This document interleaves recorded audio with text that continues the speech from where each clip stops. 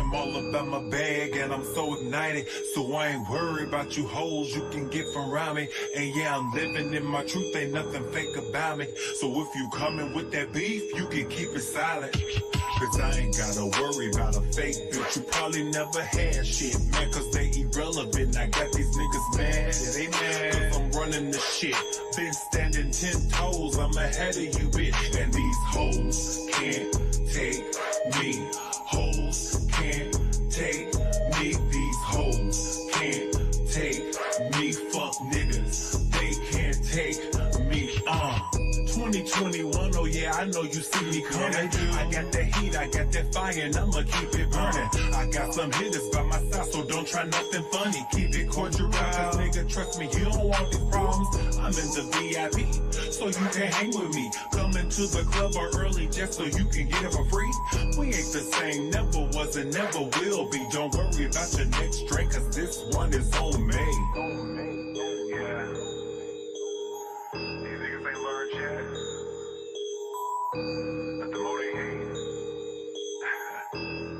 I'm getting paid, and these hoes can't take me. Hoes can't take me. These hoes can't take me. Fuck niggas, they can't take me. Said hoes, these can't take me.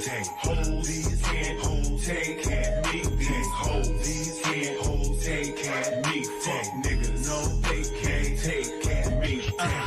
I'm a bad motherfucker, I'm a OG. I can teach you how to get it, that way we can all eat. But you mad, you're hanging with lanes, so you can't see. Clouding up your vision, wipe that off, that shit is blurry. You fucking with the boss, you gotta pay the cost. Stepping out your lane, the type of shit that get you fucked off. But I'm better now, call me Christian, not mingle. I'm just saying these hoes can't take me. Hoes can't take me. These hoes can't take me. Fuck niggas, they can't take me. Said hoes, these can't take me. Hoes, these can't take me. These hoes, these can't take me. Fuck niggas, no, they can't take me. This the money lane, and we don't spend the same. Get your money up and maybe we can play the game. You ain't no friend of me, bitch, you's a friend of me. But I understand that you just can't take me.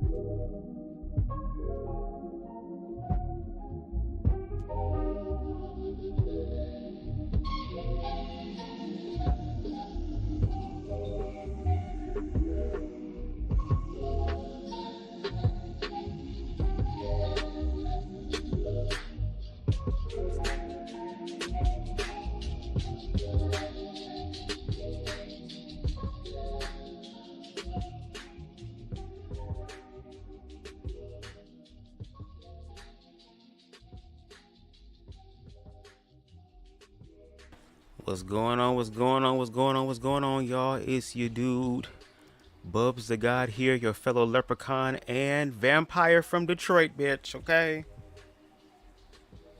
Girl, the way that lighting look on me, bitch, I look like I was in the video game Vampires the Masquerade, bitch, okay? Undead looking motherfucker, girl. I said, oh, Lord, I ain't getting no sort of stage makeup, girl. Them lights was extra bright. I was like, who the hell is this? I know who BubzDaGawd is, but girl, is that the nigga before BubzDaGawd? Who the fuck is that on the screen? Girl, and I'm gonna be honest with y'all. I have this weird thing where, like, I'm so used to seeing my own perspective through my own lens that I'm learning to see myself outside of my own control. Because even when I did the reunion for season 1 of the Come Up Miami, shout out to Jamal again, because Jamal ass was the one that put a nigga on, so I appreciate it. I still haven't watched that at all. Like, I haven't. I don't know. I'm weird like that. I'm just like, I get nervous seeing myself because I'm gonna start picking myself apart and stuff like that. But like I said, God's source universe works in mysterious ways. I am now getting ready to review this reunion that I'm a part of. Okay? Now, I do want to share some truths out there, girl. Okay? First of all, I was not scheduled to be the actual reunion show host. I was supposed to be the pre-show host, the individual where it's saying like 13, 12, 11 minutes left until the reunion. That's supposed to be my job. That's why I came in looking like Barney Rubble, okay? I wasn't expecting to sit in no damn chair. I wasn't expecting that. I was expecting to do my little thing at the beginning. Okay, everybody else getting their shit together. That's cool. And I was going to get my motherfucking plate of all the food that Keisha made. Because, baby, let me tell you something. Quiche.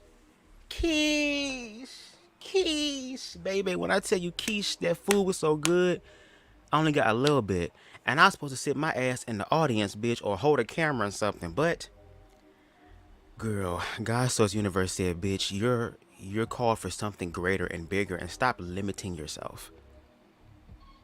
I know you cool with being in the background, and that's good to be in the background, because when you in the background, baby, you start peeping shit that everybody else don't peep. You still gonna need that part of you, right? But at the same time, girl, you deserve all the things that you want, need, and desire.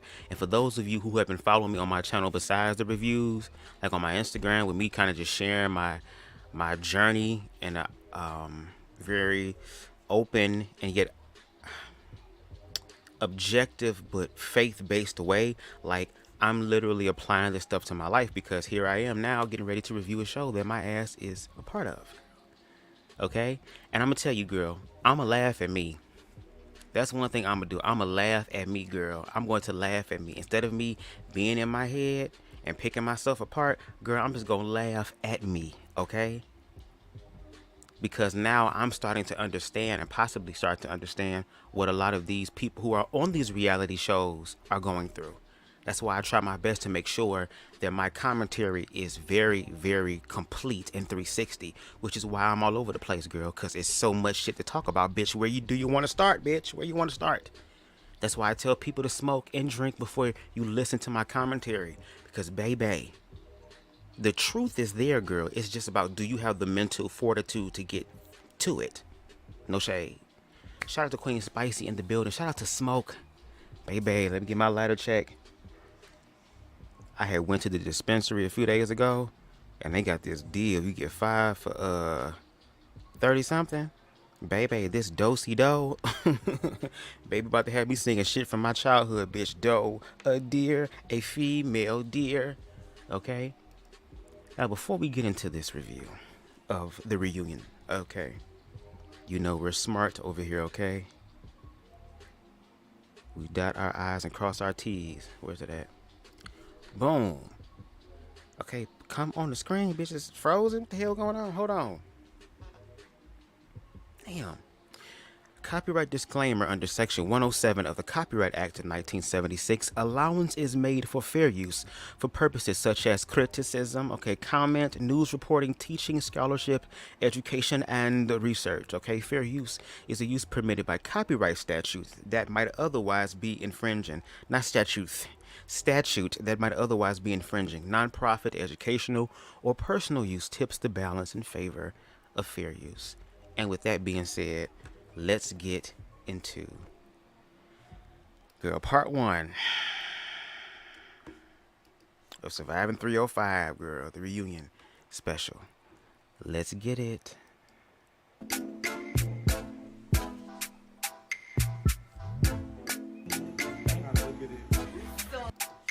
I ain't getting none of that shit. Girl, I was still at the house, girl. Like, okay, girl, when you gonna pick me up, girl? I'm early. I'm trying to be there hours early. You telling me I gotta be the reunion show host, bitch? I want to see the questions. I want to rehearse the questions in private, girl. I want to be able to take my time with this. But the universe was like, nah, bitch, you gotta walk by faith on this one. So I ain't getting nothing. Ain't nobody come talk to me. Ain't nobody putting makeup on my damn face. Ain't nobody give me a bronzer. Ain't nobody give me none of that, girl. I'm just being honest, okay? And shout out to the pre-host, Erica. Okay, Erica speaks. No, we're here. We're here. The people want to see what y'all looking forward to tonight the most on the reunion. What you trying to see? Oh my God. The honesty. The honesty? Yeah. Accountability. Let's clear all the delusional rumors To get today. the truth. Right. Exactly. Who do you think needs to clear the most truth up, though? Who been lying the most? Ooh, come on, Erica.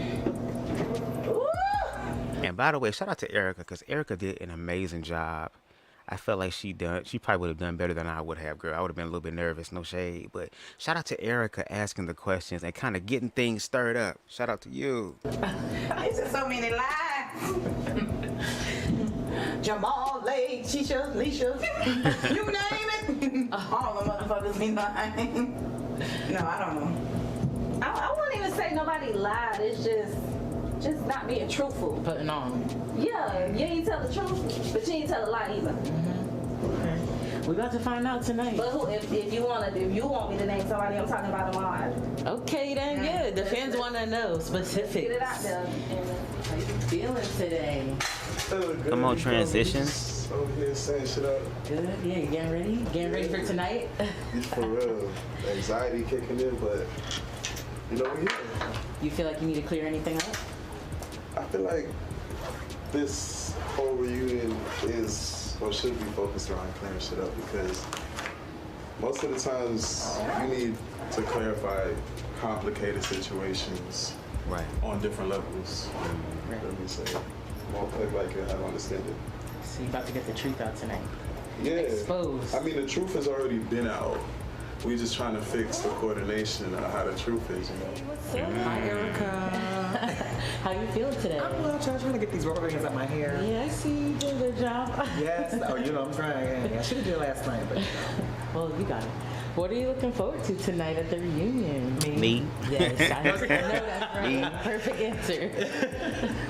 no. Actually, I'm looking forward to seeing how everybody looks today, and the juicy questions that are going to be asked. Oh, yes. Hopefully, they'll give some juicy, real answers. You know what I'm saying? Yes. Because somebody might want to avoid. And that's Okay, when I tell you that was that was a long ass night and day. No, I'll be sure. None of that, baby. It was a long ass day. They had 50 million, 1,000 questions. I'm like, girl, you would think that we would get through this shit, but when everybody done had a shot, when everybody didn't want to speak their mind, girl, and I'm sitting here like, y'all, this is my first time. Why is y'all doing this to me? Like, why is y'all doing this to me? Is y'all really about to make this shit long as hell? Because, baby, everybody, when I tell you, I want to see how this reunion shit finna go. Because when I was thinking about the editing process, I'm like, oh, bitch, girl, you got to do prime season and editing. I'm like, at this point, girl, you putting in so much damn work, bitch. Jamal, you need your dick sucked from the back, okay? Okay, you deserve that, okay? I don't know who's gonna give it to you, but I hope the right one does, baby, okay? I have no idea. All this shit you did? Answer the Wow. question. See you going in over there? Eat, man. Never know what this shit about to be. Right. So how you feeling tonight? Feeling good. Now he meal prepped. Good. You ready for the show? Yeah, always ready. Always ready. So, what was it like seeing yourself on YouTube this season? It was actually fun. It was fun. It was kind of funny. I didn't know how I was gonna look, but I think I looked pretty well. A lot of my fans and my friends, they love seeing me on that shit. You said all your fans. Yeah, it's pretty crazy. I got fans. It's wild.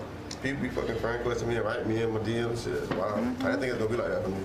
They want some of that hot and ready What's motherfucking up? gym How you dick, feeling today? okay? I mean, I'm here. Girl, this bitch right here earned my respect. This bitch right here is a boss bitch in the making, girl. This is a bitch right here who is walking through their motherfucking shit and walking in their truth. And I'm just not saying that because he put me on. Because, girl, I look undead in this motherfucker, girl. I was waiting for Michonne to come out the back, girl, and finish what the hell the damn virus started, okay? But this nigga right here, bitch, as soon as I touched down, girl, it was go. Girl, I ain't really even get to sleep that good, girl, because there was so much shit going on, girl. Then the nigga waking up doing all this shit, like, baby, this is what it's like when you really want it. Okay? And me being even a part of this situation and being upgraded, bitch. I wish it was on the plane, girl, but upgraded to become the reunion show host, girl. Even though I was not prepared for that, again, you was like, nah, bro, it's something bigger in you. It's something bigger in you. And the universe was setting it up to where, bitch, when you really love your damn self and you work on yourself and you apply it to your life, opportunities will open up for you. It's about whether or not you're going to take them. Because even before me flying out, girl, I had all thoughts in my head like, bitch, girl, do I really want to do this? Am I ready for this level of awareness and accountability? Am I ready for this?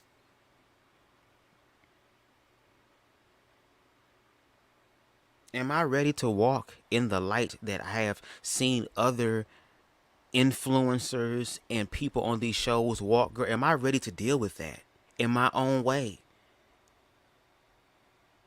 And I was sitting here like, girl, okay, bitch. And it was supposed to thunderstorm that night too. And I was leaving. I was like, okay, girl, the universe is going to thunderstorm. And then, you know, bitch, I ain't going to go. But they going to pay me though, girl. What a shit. But I ain't going to go, girl. Like, I'm just not. I had thoughts in my head that were trying to count me out of my blessings like I had before, based off of my own insecurities, girl. And even though I look like I've been waterlogged, girl, like a decomposed body under the water, girl, because the lighting fucked me up, girl. When I saw that shit, I said, bitch, I'm over here looking like the hood version of the Michael Jackson story, bitch, done by Flex Washington, bitch. Okay? We got Lay in the building. What's going on, Lay? But anyway, girl, I'm just glad to be a part of this situation because this project, Jamal's mind and his vision is going somewhere. And I'm all about grassroots community. I'm all about starting from the ground up, girl. That's what I'm about. That's what I'm about. I cut myself off from so many blessings. I'm not doing it no more, girl. Even if I have to look undead, girl, I will speak life over myself, bitch, in the midst of it, girl. Because you know why? All things are working for my good, and I have the opportunity to just actually believe it. So that's what I'm doing. So for some people, it might be like, oh, Bubs, you dramatic. It's like, no, girl. There's still some parts of me that I need to heal from my childhood past. Because I know I'm gifted and I'm talented, girl, but I was always afraid to push myself out there because not really about what people would say, but girl, how I would react. Because it's like, bitch, I chose peace a lot of times in my life, girl. I'm so afraid that if I choose war, girl, I'm going to end up liking it. I'm going to end up becoming a villain, bitch, because it's like, oh, girl, bitch, are you kidding me? And I don't want to put that energy out there, girl, because I'm already short. I'm 5'2", girl. I sacrifice height for more spiritual ammunition, bitch. Okay, spiritual connection, girl. Don't play with me. All right, but again, I'm going to control my own narrative. All right? And again, for me, this is something weird for me. Y'all don't have to understand it, but for me, it's like me learning to love myself through the midst of whatever happens. Okay? Spicy says, so proud of you. You pushed through your fear and did the damn. Thank you. And that's all that matters, baby, because I'm okay with upgrading and improving, girl. Ain't nothing wrong with improvements. Okay, practice does not make perfect. It makes improvement, girl. As long as I can continue to build my capacity, bitch, I'm cool with it. Because, baby, I can tell you how the fuck some of them motherfuckers was looking before the makeup, girl. When Jamal ass picked me up with his goddamn hair, girl, I'm like, girl, you look like a whole Trolls doll, girl, about the head. Girl, the back of your kitchen is closed, girl, and Alicia Keys is cleaning up, singing, baby, ooh, ooh, ooh, ooh. You don't know my name. You don't know my edges. You don't know my kitchen. Okay? I could at least got like a little spray or some tan or some shit, girl. I'm up here looking like, girl, the dead niggas of Detroit. But I'm excited. Good. I'm excited. We need you to be excited. You're the main character. But Jamal's the boss, bro. No shade. Is The there nigga's the anything boss. you're looking forward to tonight? I'm looking forward to seeing everybody. I am. Everybody, I want to see what they dress. Like, this is my first reunion. This is my first reunion in general. Literally, since I've been on reality TV, I didn't have a reunion. And then this is my first one that I'm producing. Right. And it's my project, so What it's one? very special to me. What one, Leia? What one? But I'm looking forward to seeing what tonight, like, Man is not a man of him and a worker man. Yes, so am I. Man is not a man of him and a worker man. What's one thing you wish you could have done better pertaining to this season? Not respond to the bots and the trolls and the hate train. Right. What about you, Blue? Show more of myself, so people know, me as a music artist and Spice. what I do, because now they just look at it as Blue's just a good friend that always just comes when time in need, and she's the fighter, she's the voice of reason. But I wish I would have, showed myself more, so people can understand me as a person, versus,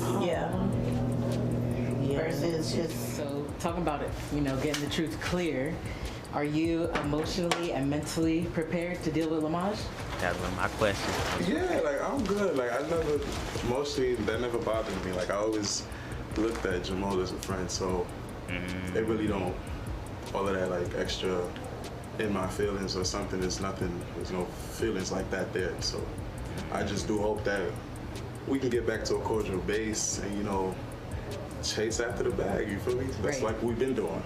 And I will say this, I do appreciate the bonus episode before this reunion, because even some of the questions that I had to ask on the show for the reunion, I was like, what? It's like I was kind of confused with a little bit of them, but now that this thing happened, the last episode, I'm like, oh, now I understand. Now I can understand where the tension really is. You know what I mean? So I appreciate that he did that, because I'm like, baby, girl, I'm like, some things don't make no sense, girl. Like, what's going on? Do you feel needs to clear something up? I think that today's an opportunity for Lay to kind of let people know what his real brand is, because in the show and the comments, people have been going ham on him. So I think it's a good opportunity for him to show us him. This is definitely a moment of clearing things up, but who specifically do you feel needs to clear things up tonight? I mean, I don't think I need to clear anything up. I said what I said. I meant what I said. I mean, I would like to see Lay and Jamal just get their friendship cleared up, on smooth terms. Other than that, I feel like I do want to clear some things up though, because I saw, I wasn't there for the boat party. My name was buzzing around a lot. I want to clear some of that stuff up, I don't like my name buzzing around. They got me out here looking crazy, but I want to just, answer some questions on that, clear that up real quick. But other than that, I feel like everybody had good relationships on the cast. Okay. I don't see nobody. I mean, I think with Blue and what's Kevin? You dropping Gymshark dick off. I mean, I think they I don't know if they cleared it up, but I would like to see them clear that up. If not clear it up, just go ahead, hash it out. Yeah, get the truth out. That's what this is for. Since this is the reunion where we leave everything on the floor, are you mentally and emotionally prepared to deal with Lay? Yes. Yes, I mean, It's been the whole season of dealing with Lay. Like, even after filming, and like... Girl, let me tell you what. First of all... That vibe would never leave you, nor forsake you. So that you would... Okay, that's the first thing. And second of all, this is how Jamal was really feeling, bitch. If I'll cuss you out or stomp you in the street, whoop that ass.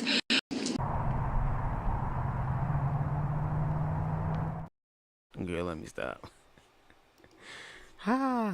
I love Ahmad Down, but he gives me Boomhauer from King of the Hill. I'm trying to think who Boomhauer is. Look, is that the nigga who be talking like?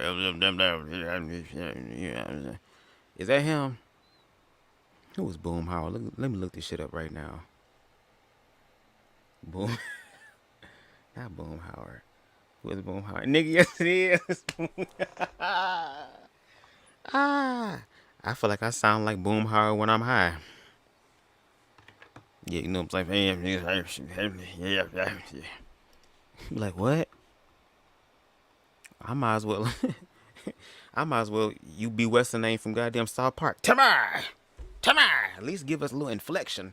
I'm just playing. A whole lot of stuff transpired as the episodes was coming out. So it was like I was dealing with it as it was happening. So this is just nothing but another deal with it while it's happening. Exactly. Because after today, I don't have to deal with it anymore. Okay then. Not the camera person said amen. Attempt to pull your hair. A bitch would never pull my motherfucking hair. A bitch would never pull my hair. And I wish she would pull my motherfucking hair. Because that's when I'm going to switch out dresses. I'm going to put this shit on. And I'm going to put these motherfucking fur shoes on. And then that's where the fuck we going to go from. I don't need nobody jumping in. I don't need nobody helping. Unless I'm bleeding. Just stop. And then we go back. Venetia pick my wig up, hold my wig. Because this costs a lot. And a bitch not pulling my hair. Let me put some of glue on this shit. Y'all heard it. I just want to You stop mentioned that yacht her. party. Yeah, the ladies was literally scrapping over you. What would you do if they broke out into a fight tonight?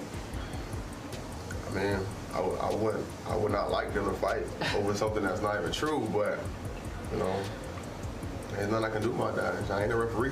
Yeah. Maybe you over there trying not to smile. Speaking of the bag, how did it feel to finally share your project with the surviving 305 family and the world, really? It felt good because that was actually my first time doing a EP release party. Like, I've had listenings to like singles and stuff like that, but this one was where it's just like they were able to get on the journey with me and then actually be there, and it was a good vibes. Like, everybody got good vibes as usual. Nice, yeah. You can share your personal expression. That's always beautiful. And so, being a seasoned uncle when it comes to the reality show world, what was it like seeing Surviving 305 manifest the way that it did? Uncle Feel happy with Jamal. that? I am, yes. It was a dream. It wasn't Remember the supposed to be this camera. big, as I The keep camera saying ass over pounds. and I ain't over like and how I over look again. either. No, let it grow. I like a plump dead nigga, I'm girl. excited. I was I like one of the niggas that Lil excited Meech to and see them how killed it on came out BMF, and bitch. how the audience perceived it. So that was kind of like mind blowing to me. And to the fact that we actually here at a season Fuck a one white boy Rick Freak reunion, Meech. and as Telling you grand that's as the it one we is, need. I'm excited. I'm like, I can't I ain't believe lost my it's dog it. to the High streets, energy, my that's pretty dog. So, what was it like seeing yourself on YouTube this season? Ooh, what was it like? I just lived in the moment, every moment. I didn't even try to feel anything so that I can just go with the flow, not get too excited, don't be too underwhelmed. Just go with the flow. Being authentically you. Authentically me. Exactly. You did about to close it up here so y'all could finish getting ready.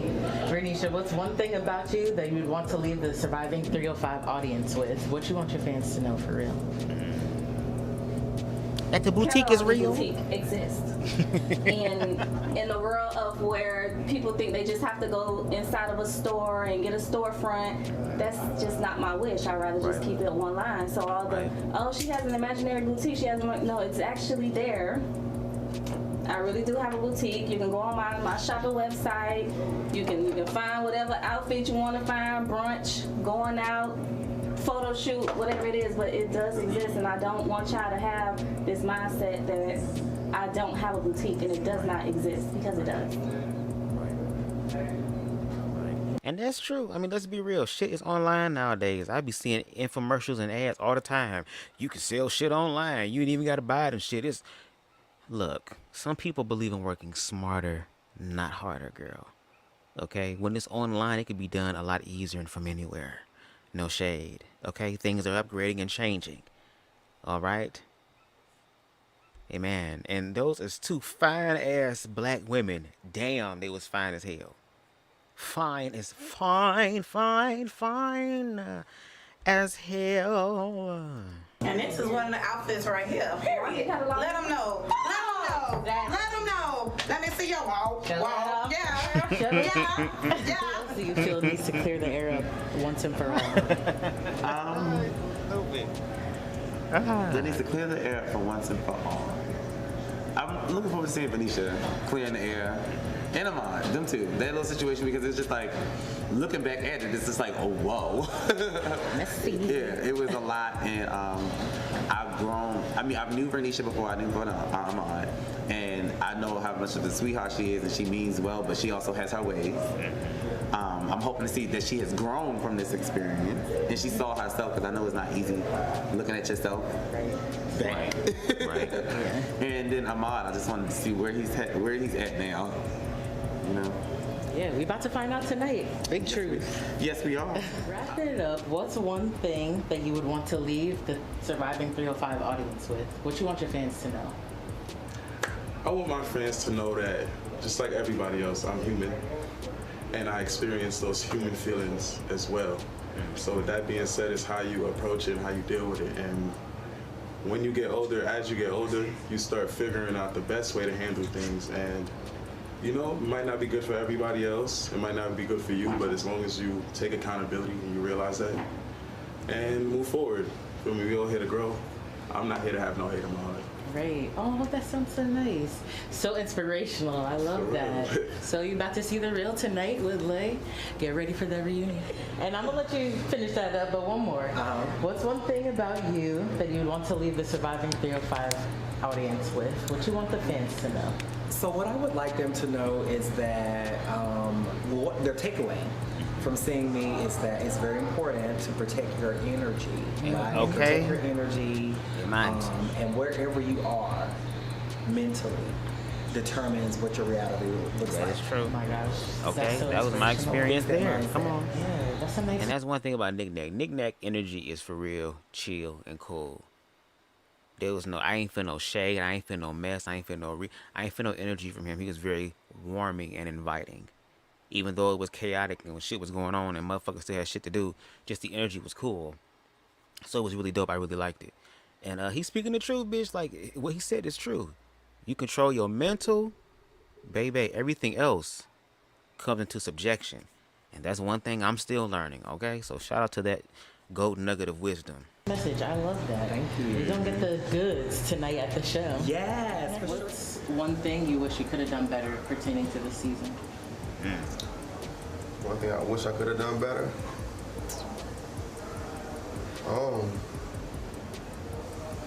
I could have let y'all get a little more insight on my personal life outside of my business life. Right. But it was kind of hard because a lot of stuff in my personal life, a lot of people not into the reality show, TV stuff, so I couldn't really get too deep because you had to be with other people in it, and they didn't want to be a part of it. Okay, I see you. So this is as close to the, I guess, deep reality as we could get, but we're about to get a little deeper on the show we tonight. got pretty So deep you on can this let a damn little show, more baby. personal out. Especially on later part Yeah, two. let the people see. What's one thing you wish you could have done better pertaining to the season? One thing I wish that I could have done better pertaining to this season. Nothing. Okay, boss energy. Nah, bitch, you could do something now, bitch. Come on now. We're gonna wrap it up, let you get back to work. Okay. But what's one thing about you that you want to leave the surviving 305 audience with? What should the fans know? Baby, this is getting it out the mud. Okay? This is, I want them to see, like, baby, I started with nothing. Baby. And look what it has transpired to. Yeah. So, run after them dreams. Run after them dreams, because baby, I'm looking at mine right now like this is a set. Okay? Yes, and So, it's amazing. Run after them dreams. You heard it straight from the source. About to find out tonight, big truth. What you gonna say to Ahmad? It's not what I'm gonna say to Ahmad. It's what Ahmad gonna say to you. It's what Ahmad gonna say to me. Because he's the one that bashed me this whole season. I didn't bash him. Even when I thought there was an understanding and a friendship, he still did what he did. Well, he said what he said. And that's why I say I can't say he lied. But you wasn't telling the full truth either. We're gonna have to get ready and wait for him for Shanu's other foot around. It would have been a fucking trip. Right or wrong? I agree, but that's what I was saying. I know that. That's what I'm saying. It's just like so that we don't have to hear it. Because then when we have to hear it, it's gonna translate out there, and then it's gonna be an argument on the show before we ask, how y'all doing? Well, that's what he's Y'all gonna be yeah, bitch. You think Jamal and Lay gonna like? You think Jamal gonna walk out?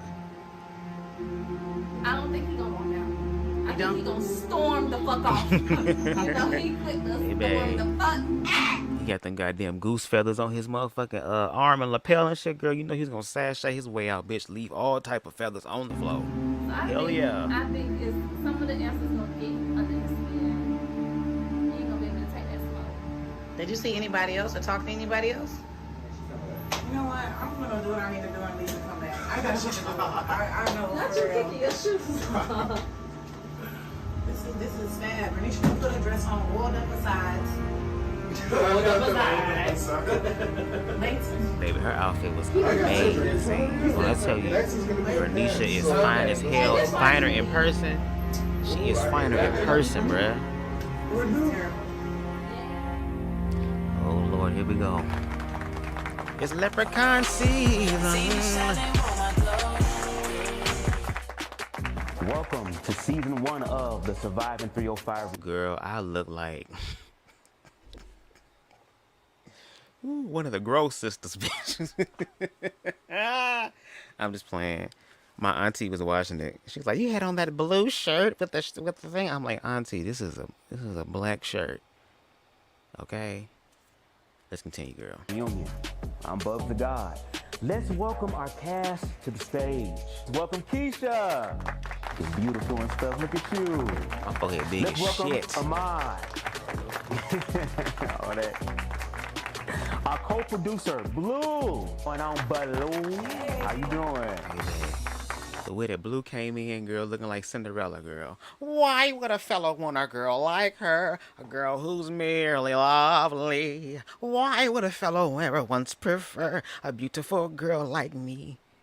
Okay, came in, bitch. Impossible for an undead leprechaun to sit inside a blue chair. Impossible.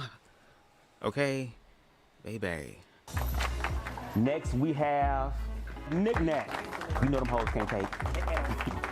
We have Bernicia. Okay.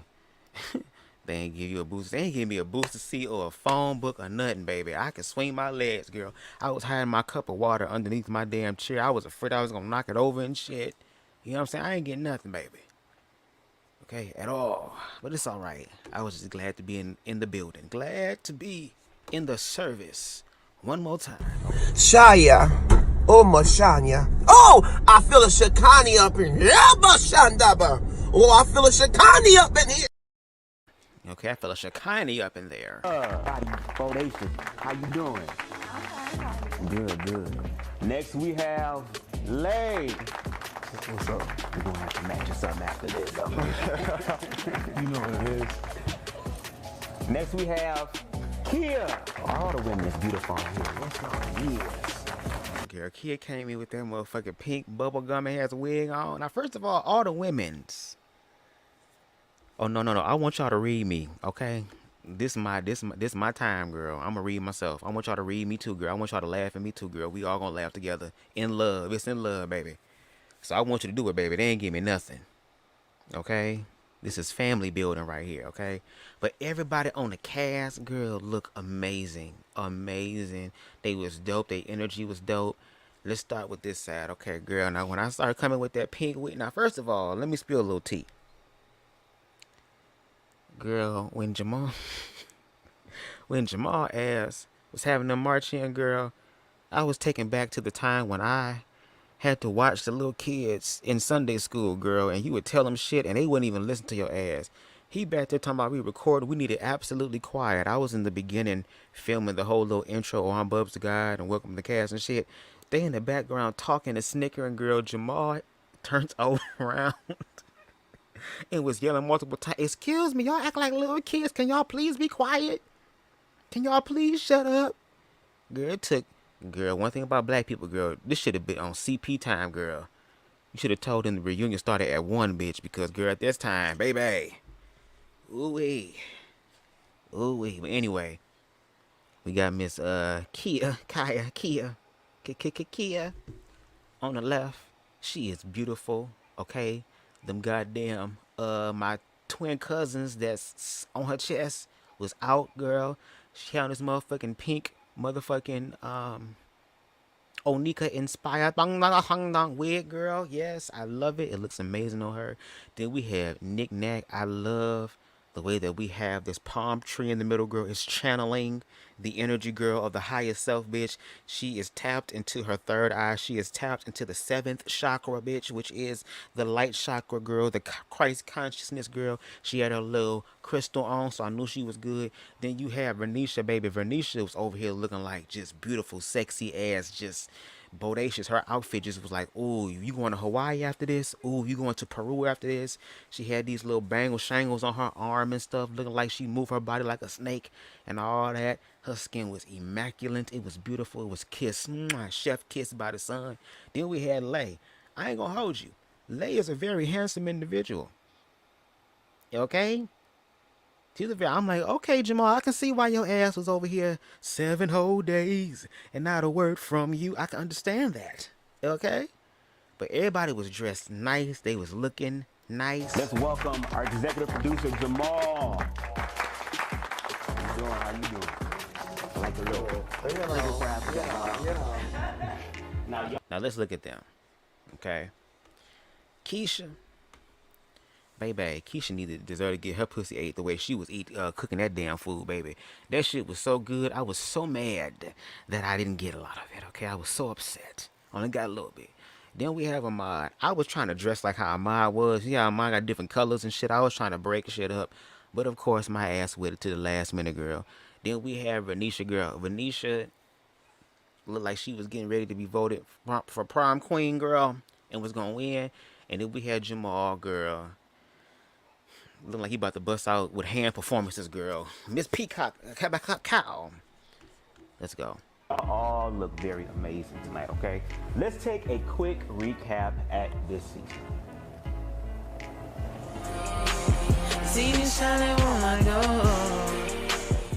And I'm so excited because I shut down for 2 years. It's not gay.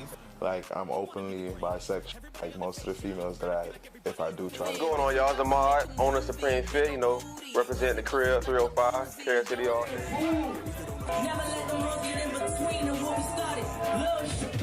just don't see it. Maybe. Like I said, we can go do phases though. I kind of like kept it in there a little extra crispy. Like, I really did. And I'm like, okay. But I kind of went on and saw the rest of the cast. What's really going on? I've been texting your ass good morning. Trying to see you. I'm so excited for that. Come in today. You up is gonna be this stuff. It's still my birthday. And Statico, Miami, they sell like Mediterranean food. Damn. Hold on. For me, I try to find a medium to where I'm putting out things that people want to listen to, that they can. I'm gonna message you. Okay. So my first shoot is July 11th. I have 2 different scenes. Performance with Stonewall. I'm feeling really good. Like, I'm so excited. I'm so hyped because. Juneteenth scholarship patch. Okay. And we are hosting. Okay. We're gonna be starting up in like 5 minutes. No, there's no possible way we could do boot camp after 9:30 because only one class I do on Saturdays out my schedule. And I'm glad I was late. I should have got there right before it was ending.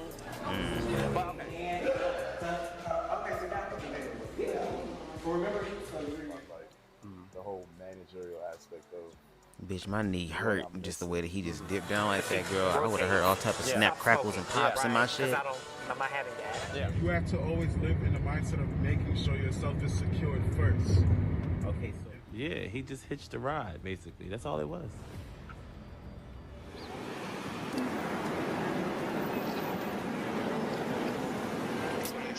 You ain't see me without clothes fully, so I'm gonna need you to pipe down. Okay. And that's how I was introduced to Blue. Is this new behavior or this is like... No, it's the same. The Surviving 305 track that Jamal dropped in our lap for me, Lay, and Blue to do. I knew a bitch fell out of my window. Who's that peeping? Jesus. Truck. What we calling the truck, y'all? The Homobile. Oh, the Homobile.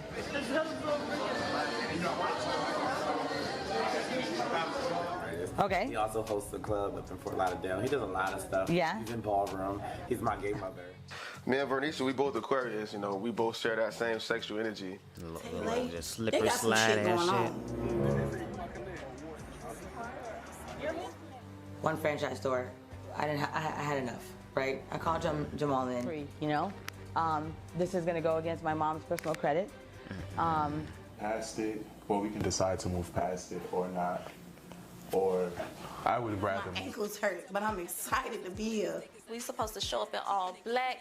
You know, you're a new start, a fresh start. I'll say that. What was that horse noise? It's a fling for So that's what you said. All right. This, first of all, this have nothing to do with me. I'm ready to go. And clearly I was just a fling. So, whatever, Lay. You got it. See if it's at this house, is around the corner from where we was at, and blah, blah, blah. All I hear is all of them in the background. Okay, so how the fuck you know it's the right location? I'm drunk. I'm finna Motherfucking have Baloo. Drop me off. Blue, I'm drop me off. That's gonna always and forever be one of my favorite parts of the show. And then I had my friend slide through, like a little homie. Yeah, the king of Zamunda come through, bitch. She's your queen. I was just speaking.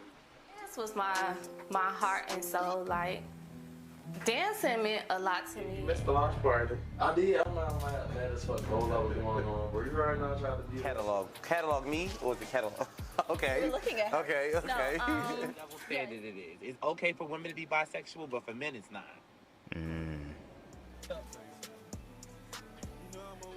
Ain't no replacing me. Support. I just want new faces, and it just lets me know that all the reposting, the photos. So me and Nick Nack, we to the side on the phone with Jamal. We gotta hurry up because we gotta go back. And I'm in the middle. Don't put me in the middle with nothing. Like, keep your hands to yourself. I can understand that. The venue was horrific. Yo. I guess he was just trying to rush it. Like, okay, girl, let me get y'all through the season. Yeah, it could have been it probably could have been an easier way to do this, but you know. And this is a time where I feel like it's finally. Girl, this whole part right here, I'm like, we still arguing to this day about this shit. From jump till then, you could probably say, well, the last time. Asking me, did I speak to my friend about you? Yes, I did. Now you done. Yeah, because I'm fucking because you're going to sit here and act like in the beginning. Fuck about your feelings for that nigga because you ain't give a fuck about mine. Okay, he was Black Panther in this bitch. I wouldn't think that without expecting anything. No. What? If I don't have to tell you what I'm talking about my brother, I don't have to tell you. This whole Advocate at that moment is for you to just listen. And I felt like all night that's what she was doing. Like, to the sound here in my heart. Now tell me. I apologize for that, but I'm not apologizing for what I said. Hey, Keisha. what's going on? Hey, what's going on? I just got On the flyer, we're expected to be there as a cast, and it's just me and Nick next time. It was a build-up. Me and him had been going at it tit for tat all day. Alright, so after I done talked to my sister, now it's time to talk to my best friend. Like doing a reality show, like how do you like it? Like is it stressful as fuck? Like You need to go make the school proud, man. I'm so glad. He was the shortest person on the cast. I ain't feel bad about myself at all. Hosting this thing at this Cloud9, I think. Guys walking in, I see the gorgeous Gucci's is here. You know. I'm the CEO. Not a bag, let me I'm see the it. brand ambassador, but that's not Voiceovers to be on one of their stations.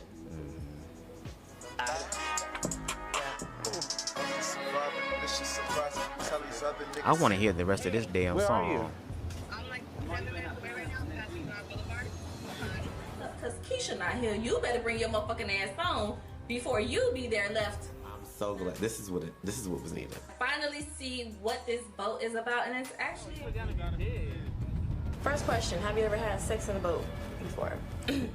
But anyway, as far as my hand up or hand down, perhaps, but You can calm down. Let her talk. I'm not hyped up. Okay, let her talk though. Go ahead.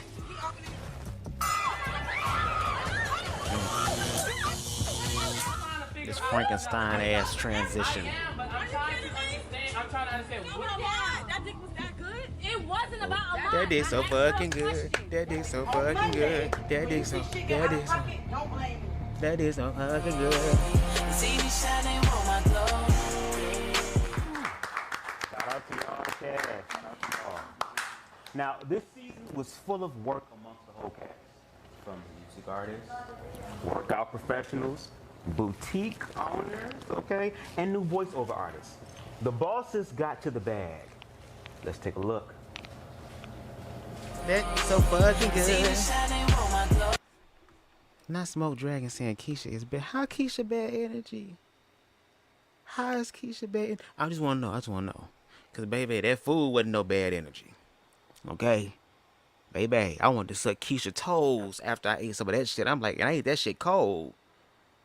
I'm like, ooh, Keisha, girl, at this damn point, I wanted so much of that damn food, girl. They had a whole thing. I didn't eat because I was nervous. I don't usually eat, girl. I'd be like a bottom girl before I do my fucking performances, girl. I ain't eating shit, girl.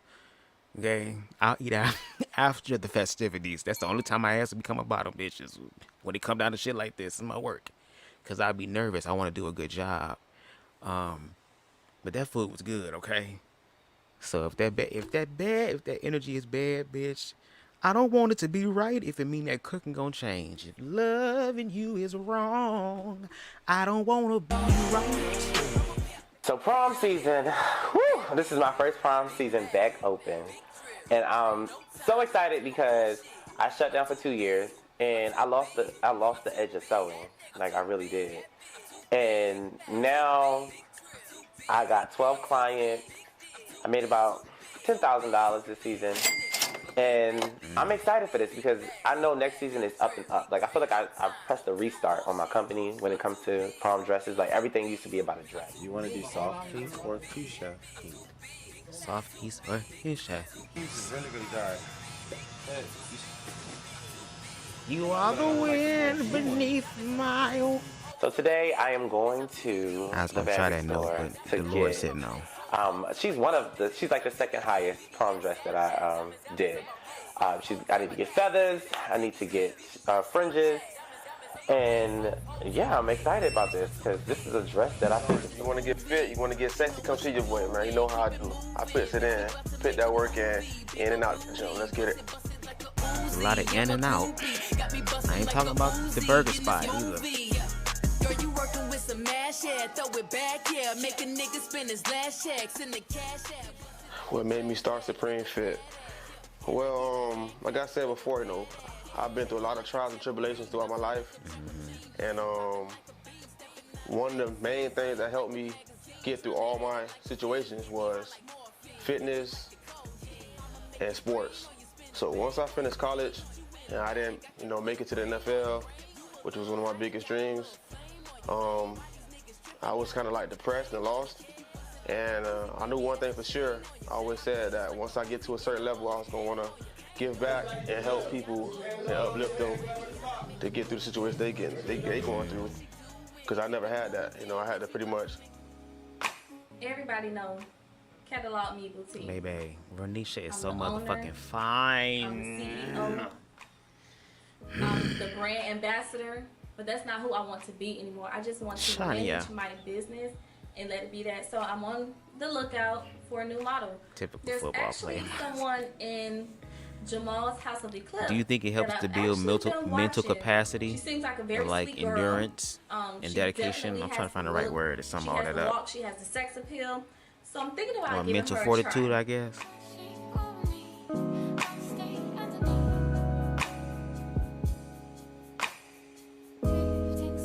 I've emailed her. We've spoken, and she's just like as that background excited song. as I am to become the brand ambassador for Catalog Me Boutique. I no longer want to be the face of Catalog Me Boutique. I want to be the brand. So when people hear Catalog, The pandemic and dealing with my ex. And I think decided her that today was gonna be story the last just day. came out on My light bill Tasha came K's in at about $1,200 YouTube channel. and my I think because checking my account sister had showed me. She's like, wait a minute, she looks $11.50. familiar. I told myself the next time a bill comes in higher than I can afford, I was done. 7 years in, 3 stores, 1 franchise store. I had enough, right? I called Jamal in. We're already recording for this reality show, and Yeah, I she said, fine as this is hell, something you have to too. see. Yes, physical discipline. Hey. Things with exactly. How are you? That's what I'm learning. I'm learning to strengthen more the masculine part of my brain as far as discipline and being focused. Somebody's definitely there, but Which is CVS. I know. I was CVS to get my girlfriend medicine. She's sick. I'm ready to remember my birthday. Oh, I'm not. Well, I just left my house. You know, I live in 135th and Biscayne, so. Oh, you live out. So we're going to start this segment off with Ahmad. So how is Supreme Fit doing? Supreme Fit doing real good right now. Just picked up a few contracts with the city of my regardless. Okay. Got some new money coming in. So how was it transitioning from your dreams of joining the NFL to now owning your own gym? It was pretty tough, you know. I was so attached Girl, to that I look dream. like one of the gross When I didn't make it, I was sisters. really What is going depressed. on with this I ain't lighting? know I stepped to that light would help somebody else achieve their dreams. It took me some time to step back and reflect on myself. And once I did that, did a lot of reflection. And I realized that I had to heal myself before I could heal others. So it was a tough transition, but it took about 2 years. I'm there now. Well, that's good, and we love that you're here now. So now to Jamal. How was it transitioning from being on one show to producing your own show? It was. They could at least gave me a booster seat, girl. I'm trying to hold on my arms on a damn shit. Girl, this is the biggest booster seat I've ever had, girl. You know what I'm saying? I wasn't prepared. We couldn't put something up, girl. Okay? It was a smooth transition, honestly, because I saw what that producer was doing, and I just kind of like soaked it in, and really kind of saw what where he could have did better, and then I just kind of learned from that. So, and I had the vision, and I just I didn't act on it actually at all. It took a conversation with another cast member from that project to kind of make me fully want to commit to it. So it was an easy transition. It's a lot of work. And then I found out, bitch. I was so mad. Girl, because I'm going to tell y'all the tea because I was there. Girl, why the majority of the cast was off some edibles, bitch? They ain't tell me a motherfucking thing, bitch. I ain't get nothing. Girl, I ain't smoke until the break and then afterwards, girl. I'm like, bitch, I thought I was going to get edibles at the airport, girl. Like, hey, bud, you know what I'm saying? That's why everybody was kind of like, oh, chill like that. Because I'm like, y'all, it's very damn chilled and shit like that. And what the hell going on? I'm the only sober one right now. This is very rare because usually my ass is the high one. But, it was very interesting that the tables, turned, it flipped on that day. But I've done, I wouldn't say this is the biggest project that I've done, but I've done big projects, so I didn't want to I didn't want to feel defeated by something like my dreams. So I wanted to be like, I'm going to do it, and I'm going to do it all the way out and run through. So it was a smooth transition. And here we are today, so you doing it. How's prom season going? This prom season was not good. It was not good. Because it wasn't good. I put more energy into this project than prom season. So my ads didn't go out. I had 2 clients that was not pleased with their dresses. I literally put all my energy into this, and which I'm okay with though, because I feel like this is going to bring me longevity. I've done prom season for 11 years, and this is the first year that it was been so low. I typically do about 15 to 25 dresses. I did 6, and 3 of them did not go. So it wasn't good this season, but next season I'll plan accordingly. Now we're going to switch over to Miss Beautiful Vernisha. Okay. Now, during the season, you said that Catalog Boutique was at a pause because you were searching for new items. What's the current status of that now? Catalog Boutique is up and running. I have inventory that's dropping at least every 2 weeks. Beyonce, I feel like once I'm out of inventory, Shakira. I need to get more. So I'm at the point, like right now, I'm looking for new inventory because I'm getting sold out like this. So I'm not worried about Catalog Boutique right now. Okay. Did you ever use the advice that you received from Keisha? No. No. Okay. That's the point then. Okay. And speaking of Keisha, Keisha, what's the update with the Renew storefront? So that particular store, I actually still own it. So the people that had ownership that I transferred to, they weren't able to So I have to go back in, clean it out. It's actually going back to the owner, but I'm working on other, like, Baby, when I clouds and tell you ideas that Mercedes have was way doing her less overhead, motherfucking job a lot on that more damn profits, free a floating lot more camera, money that baby. goes back to the employees first. They're just great models, right? I have a couple models that deal with a dessert chain. It's about to launch on 18 locations, so it's all delivery. And it doesn't charge the kind of fees that everything else does, and it's a niche business that everybody needs right now. So I'll be able to pay people's mortgages very soon. Awesome. It's real talk. Awesome. Yes. Now, being the fact that you are very business savvy, what do you think you could have done to prevent what happened? Had more money, right? Or stole more money, right? Spicy. And I chose not to steal any money, right? So I didn't have enough money. Maybe that could be an I had a lot- improvement on her to be able website. to live the lifestyle I live Because if you're getting plus sold out, girl, own you gotta 5 help stores people do it faster. for 7 years, I don't do that. That's a lot of money. You just don't expect to have a snake in your bed. Like without that, I would have been Pinky. What's her name? Pinky Cole from Slutty Vegan. That would have been me. South Florida. I took it over. That would have been me because it had the bones, it had the merit, it had the profit margin, it had everything it needed. It just had a really bad owner that took half of everything, no matter what. That's just what it was. But he was a customer. Like most of you guys live in the area, a lot of people were customers. I have a lot of really big customers. Brian McKinney's. I got your Suki's. I got your, you name them, you Google them on the internet, they ate my food before. So, and it's only because I'm not a cooker by trade, right? I'm a money duplicator by trade. It's what I really like. Can I cook really well? Y'all ate it today, right? I catered and I'm at That the shit house. was good as fuck. And the food's really good. And we got a That shit salmon, was fucking we got good. seafood, That shit was we got fucking seafood good. Alfredo That that's, shit like, was. fire for tonight. And I'm wearing a bomb ass dress. So I could pretty much do it all. And you in color. There you go. There you go. Yeah, you in color. I didn't think I was that much off You color in first, although I've been off color. color. Live in Girl says a nigga who's not in color. Girl. I'm the only motherfucker that's not in color, girl. I'm not in color by the skin, girl. Everybody else been sanctioned by the ancestors except me, girl. I am a leprechaun, so I guess I had to give up special rights. Shit. I tried really hard for this. But things are up right now, you know. Valley was low, but these flowers grow high. And I'm feeling myself.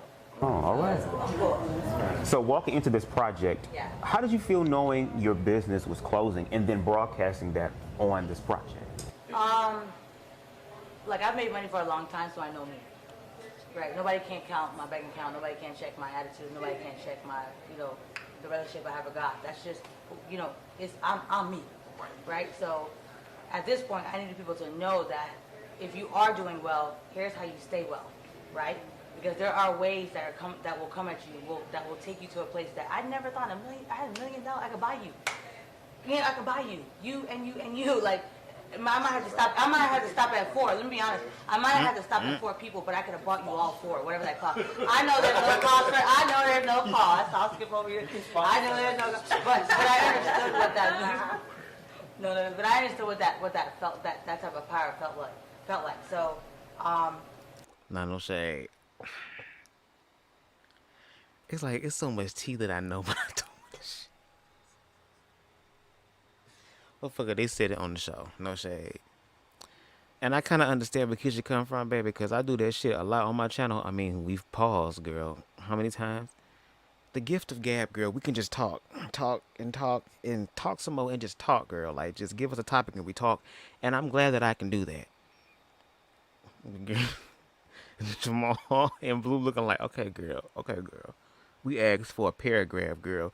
You're not going to get extra credit, girl, by writing a whole page, baby. It don't work that way, girl. Follow the directions, girl. The question, give us the paragraph, give us the short answer, girl. Give us the cliff notes, girl. That's why they was looking. But I'm like, come on now. Shit, allow her to talk. And I ain't going to hold you. Keisha kind of shook it up a little bit. This reunion, I was like, oh, Keisha, you kind of saying some bullshit, girl. I ain't all right now. Shout out to Keisha, baby, because she blessed a nigga after the show, girl, with some smoke. I'm like, ooh, thank you, girl. You the only one, I still have that though. That shit is in me. It's not on me, I still have that. Like, that'll never leave me, right? Remember what I told you, right? I have a business called On the Way Cakes, so that shit will give you everything you need in 30 minutes, right? I'm gonna kill every party promoter. So I'm trying to cut off. Look at Jamal looking at the questions like, girl, look at the questions. White guys that own it, but I'm me. It's me. I like that. It has to be that way. Yeah, it's 4 white guys. So I'm just ready to like next level it. I'm ready. Yeah. Order my cake, you like it. And I don't bake cookies. At Ahmad's boot camp, it seems that the group had a few things to say about Jamal's repeated inconsideration of time. Let's take a look. So about this morning where I was like obviously a little Girl, vocal about I wasn't this starting shining. I ain't had no damn glow. like, you know, saying The fuck? considerate. I'm noticing a pattern, bitch, where you just don't give consideration of what you do. I'm not finished. So when we take time out of our busy and paid productive schedules, right? Because you said that you set this up 3 weeks ago. I did. Comes around and knick-knack. And then they try, basically try, just text it. Like, this is my mom, by the way, my ballroom mother. She tried to check me on not being considerate with people's time. And when X, Y, like this whole day of boot camp. And it's like, I knew you worked Saturday, Friday night. I did, but y'all also knew this 3 weeks ago. Incredible Sundays, good time. Right, and I'm like, well, what was they gonna do? It was still gonna be 9 o'clock. And I still got off of work at motherfucking 5 o'clock, bitch. I had to go home and have an hour of sleep. Yeah. And so out of consideration, right? Sip your water. Was another time not possible? Ask the owner. Ask the owner. No, but you know. No, I don't know. I know. Ask the owner, because I asked him. I said, hey, Ahmad, when would you like for us to come? He said, let's do it on a Saturday when the regular boot camp is. I went with the owner. Right, so consideration. So that's what I'm saying. Yeah. I went with the owner. The time never changed. It was always 9:30. And not me by me not being considerate. And then I look over, all I see is good with Blue and Renisha. They just living it up. I Girl, went it's so with the funny. owner. It's sad because you did say to me, oh, knick-knack, I know that you get off at this time. I just, Bitch, I know you knick-knack. Okay. Ask me what? I'm listening. Okay. I was. Without the side chatter. See, was anything so funny, but you know, anything that's on me about me not being considerate, them freaking frag, is going to stay in the green. I mean, whatever. You know, I can hold my own ground. Asked him when. What you could have done is say, hey, is it possible, knowing what you know, that we could do this at 10, right? Instead of saying, when can we? Because you know you got your people who are working, they're getting a check, they're doing what Absolutely. they're doing. And this, while we are here and we want to do it, you should make it easy for us to do it. And that's why I'm so I communicate so well in the chat. When I communicate so well. I can, you know, I'm just so glad that I communicate so well in the chat. Baby, come on. Not the mama and the daughter arguing, girl. Buy your own tampons then, little bitch. Buy your own tampons. Please jump in here. Because when I asked you, I know I get it. You keep deflecting back to him. Only reason why I'm okay, his boot camp started at 9. He get off at 5. I've been doing doubles. She work, everybody do stuff. But it's like, all right, it's dead time right now. We could have just slid. Ahmad is a gym freak. So him saying that the time we had to get up early as fuck in the morning didn't sit well with me because everybody don't get up as early as you do. Sure don't. Shit. I'm a vampire. Y'all can clearly see it. Wow. Now, Jamal, it was said by Knick-Knack and others that you were not considerate of others' times. Why do you think this is so? Honestly, I don't think it wasn't that I wasn't considerate of people's times. They knew. Like, they knew a lot of things changed because of a different situation actually pertaining with Renisha. Because it was actually a different date. She had got COVID, so we had to move it around. But even then, we did move it around, and they still knew. So, this is this man's business. Like, this was his setup, and he didn't change the date. Well, no, the time for what he does that he offers to the community. So I don't think, I want to say it was like a little bit of a slight miscommunication when it comes to that. But no, they knew. And I understand for the project, with Nick, actually looking back at it, when Knick-Knack said, like, oh, it could have been another option. I didn't even do that because I wasn't trying to interfere with this man's business. He told me in the beginning, when we set this up, that we can do the cast filming Saturday when I do boot camp at 9 o'clock. And I said, okay, cool. I'm going to pencil it in, and I'm going to make sure they know it well in advance because I wasn't trying to change this man's way of business. So, like I said, it was probably a slight miscommunication, but other than that, they knew in advance. And then whether or not they wanted to work out or not, because I'm pretty sure that they still signed up for this project, and we had to be there at 9. Just read the group chat. Just read the group chat. Okay. No, that's not going to solve the problem. And so the answer was just actually provided because the issue was there another option possible? That's what the question was. And it would have been simple. This is Ahmad's business. This is what time he starts. No, that would have been the answer, and we wouldn't have even had that dialogue. Every artist starts somewhere. Mr. Lay Forbes is now looking to build his team, beginning with representation. He thinks Jamal is the man for the job. Let's take a look.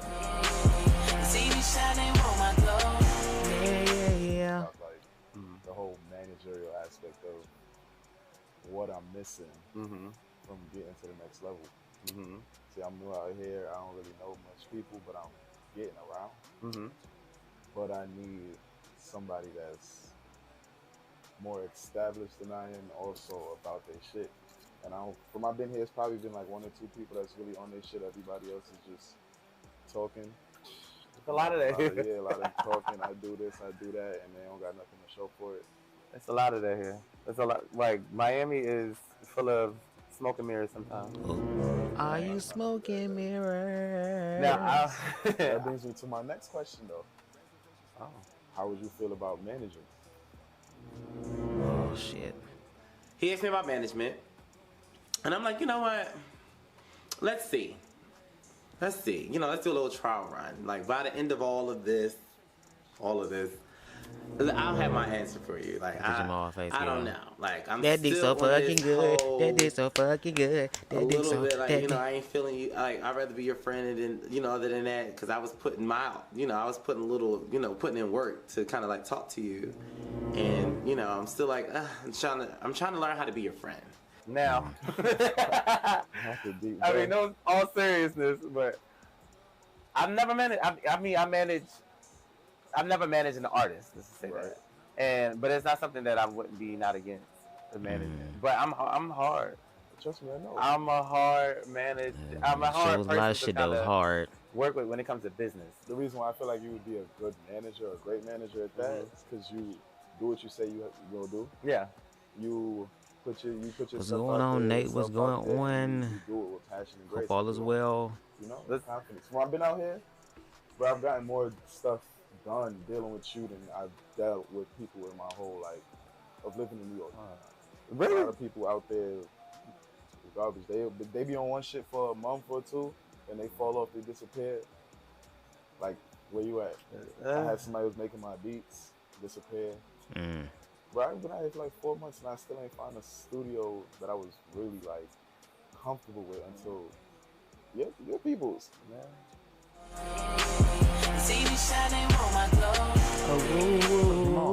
What was your initial reaction when Lay asked you to manage him? My initial reaction was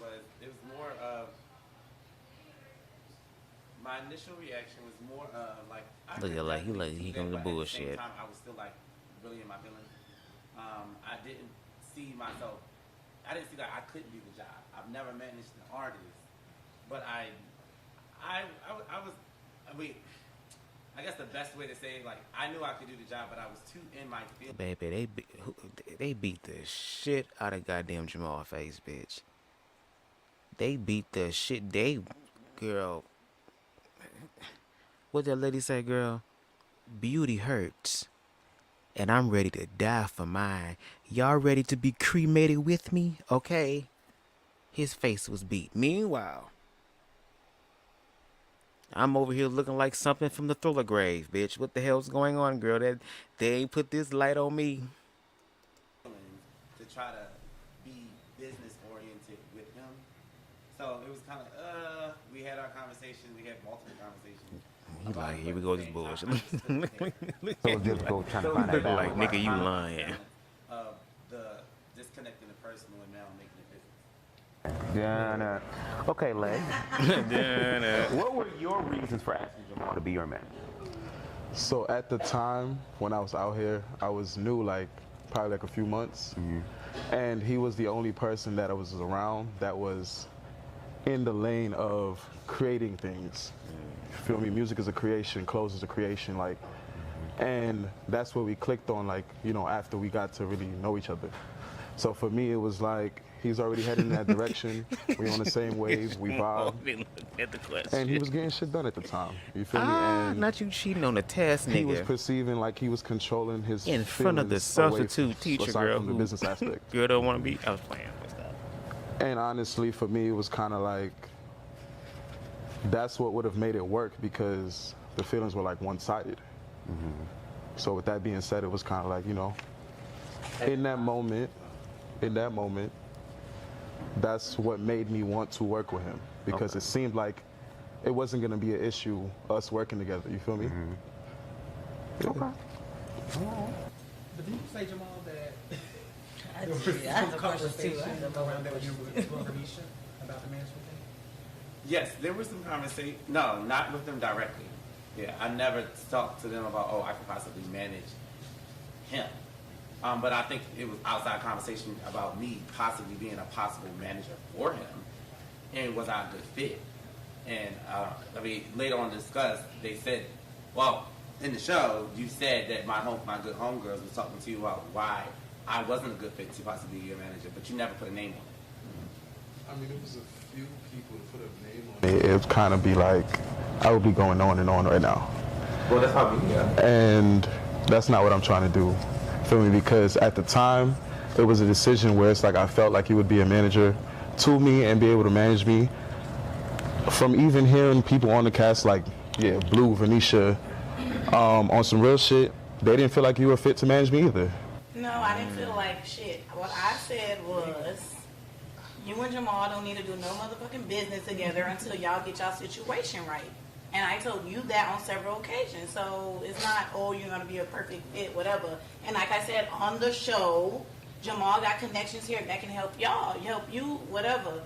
But at that moment, y'all, all that feud and shit and the fuck you, nigga, it would have never worked. And I copied it.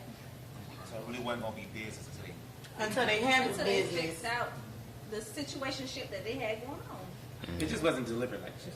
It was more. It wasn't delivered to you. So however he told you, it wasn't delivered that way. So you should have asked. Well, no, it's not me. It wasn't me. It was said on the show. It should have said names. Like, this is the conversation that we actually had about. So it seemed like, oh, we're going to call him and talk behind his back about why he's not good to be a manager and stuff like that. I never said anything that was said was negative. I don't know what was said. That's why we're here. So I'm asking, like, oh, okay, well, tell me why I'm not a good fit to be somebody's manager. But you know why? Why? Because y'all mix Well, you talking about pleasure. You talking about the situation? Yeah. Okay. Y'all know why. It's not like we was dogging your name out and ain't like we was dogging his name out. We specifically told both of y'all can't mix leisure and pleasure together. Right. It So was y'all never on the gonna work. outside looking in, more objectively. Yeah. We're going to take a quick break. Yeah. Okay, come on, commercial. Baby. I ain't gonna tell you, at the beginning, I was nervous as hell because it's like, girl, I'm not trying to fuck up. I ain't trying to mess up. Bitch. Baby, I got a responsibility. And again, I got upgraded to this shit the day before. Okay, so I had to really push it in, baby. Surviving 305. Be sure to All I did was the best, and that's all that's really required, bitch, is the best that I can give. Welcome back to the Surviving 305 reunion. This season started off with Playboy Ways. Ahmad Wallace, the gym owner and the alleged Playboy, an old beauty who is still beautiful by the name of Venetia Lavelle, makes a sudden return in his life. They seem to have mixed views about each other after 4 years of not speaking. Is Ahmad still looking for fun, or has Venetia turned into a city girl? Let's take a look at their journey. City girl.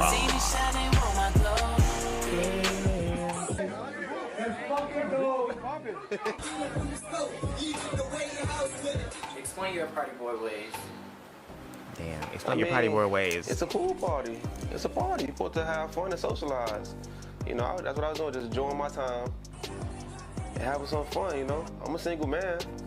You know, I don't see no harm in dancing with multiple women. That smack was loud as hell. And having fun. And they do change, but I just feel like your core values should never change as a person. Is that a good thing or bad? We ain't connect no more. So what do I portray myself to be? Motherfucking balloon. A city girl? What? Like, it's not even about being a city girl, but when you know your worth and when you come across guys as you get older and they do certain things that guys didn't do in the past, it makes you realize your worth. So it's not that I became a city. But it was good. It's good to see her, man. I love seeing her. Like I said, we don't have bad vibes. And we know we ain't fall off on no negativity. So every time I do get to run into her, you know, we just start off where we left off at. Photo shoot, looking good together. Possibly take some photos together. Yeah. You know you trying to have this whole Love Jones ass bullshit, love and basketball ass shit now. Come on, this is not Stomp the Yard. This is not Drumline. Okay? All right? We're not doing this, okay? And wait till we get to part 2, baby, because when we bring this shit up again in part 2, baby, some of the shit come out of my mouth. I'm like, nigga, damn. You trying to have her ass call her cousins on you, nigga? Nah, I'm always the shortest in the room. That never changes, girl, but you the second shortest. And just because we both short don't mean that I'm going to look out for you, girl. It's a certain brigade of leprechauns that I look up to. When you reach a certain height, girl, you got to talk to them. It's a whole nother height class, girl. I can't help you. I have to stay in my height class, bitch, okay? Praise the Lord. Why you been dodging me, though? Tell me what's really going on. I've been texting your ass good morning, trying to see you and shit, trying to take you on a You little just date. said she a city girl, nigga. What the hell going on? Shit. Give me excuses and shit. What's going on? Look at that. As Ahmad and I are talking, I noticed that he's giving me numerous of compliments. He's like, you know, when are we gonna hang out? Ahmad, I don't know, because you and I, we got something to talk about. We always gonna Let's be give here. him something to talk Get some about. music, and I feel like he did that today. Man, Vernisha, she wasn't really focused. Lay over here, She cha-cha came in slide here and today shit. and just came late for one. I'm big on being punctual and being on time, and she did not show that today. She came in, then she kept stepping in and out of my boot count, which is getting me kind of mad because I'm trying to keep my other clients focused. And yeah, I didn't like that from her today. Out of character, and it caused you to, you know, do things that you wouldn't do when you're sober, especially when you're under. I saw that on Lifetime. I never seen it in person. And they put all the blame on they try to put all the blame on you. So what happened? Who got you out of character? What was this, what happened though? Don't tell her. I want to know. I want to know. Hey, so you still think you're in love? Not anymore. Not anymore. Me and Vernisha, we both Aquarius. You know, we both share that same sexual energy. We both share that same flirtatious energy. So, you know, fun for us is a little different from everybody else. You know, we just have that. You know, some people have to force that. We don't have to force it. It just naturally happens. You know, no matter where we at in life, I can see Y'all y'all with trying a to nigga. play Uno. Y'all trying to fight at the bar, bitch. And nigga don't understand the chance. So, it's just how it is between us. Ahmad and I, we really just have fun. Like, you gotta appreciate the moments, and that's why I always say I appreciate our friendship more than anything, and that's something that I would never want to lose. That dick so fucking good. That dick so fucking good. That dick so. So That this dick question so. is to That both dick so. Venetia and Ahmad. We're gonna start with Venetia first. Briefly tell us how you both met. Yeah, that was a lot. Give yourself a second. That was a lot. We met through a mutual friend. So he's actually my best friend. Honestly, I don't know the extent of the relationship between him and my best friend Xavier, but Xavier is my best friend, and we went out for a good time to the bowling alley, and Ahmad was there, and my best friend invited me there, and that's just how we met at the bowling alley through a mutual friend. That's His those bowling them coworker, my pins, best friend. baby. At the time. You think you want to add to that? Oh yeah, like I said, that's her best friend. That's my homeboy for a long time since elementary school. We ran track growing up. And he was my coworker at the time. He invited me out for Yeah, the time. edibles was we gonna kicking work in, a girl. lot. Look at I was blue actually ass stressed girl. out at the time. He invited me out to the crib to just, release some stress. I ain't know nobody was coming. I thought me and my dogs would just hang out, bowl, talk it out. And here she come walking in. Shit, there it was. Got a hunt, right? I got a hunt. Now, Renisha, what are your thoughts walking into the pool party, seeing Ahmad for the first time? It would be the nature of your relationship. The nature of our relationship. I mean, at that point, it was no relationship. It wasn't nothing like we had met through my best friend. We end up having our encounters. We end up becoming. Everybody's eyes red like, except like, I just want mine, people to know and it was never a I relationship. feel So some we were type just of way about it dating now. up until the time that I found somebody else to start a relationship with, and then like it was no beef, it was no negativity. It was just things between me and Ahmad just stopped, like just stopped. So I can't say that we fell off on bad terms. We fell off on good terms. It just stopped. It was no closure. So when I was invited to the pool party by Blue, I'm just like, I don't know how this encounter is gonna be because I haven't talked to Ahmad in so long. It's been 4 years since I've talked to him, and it was just like I'm just waiting to see how he interact with me, knowing that he knows that I went into a relationship and we just ended the way that we ended. It was no bad blood, no good terms, bad terms. It just ended. Right. Yeah. Understandable. Okay. So, how do you feel about Ahmad saying he doesn't see a future with the new you?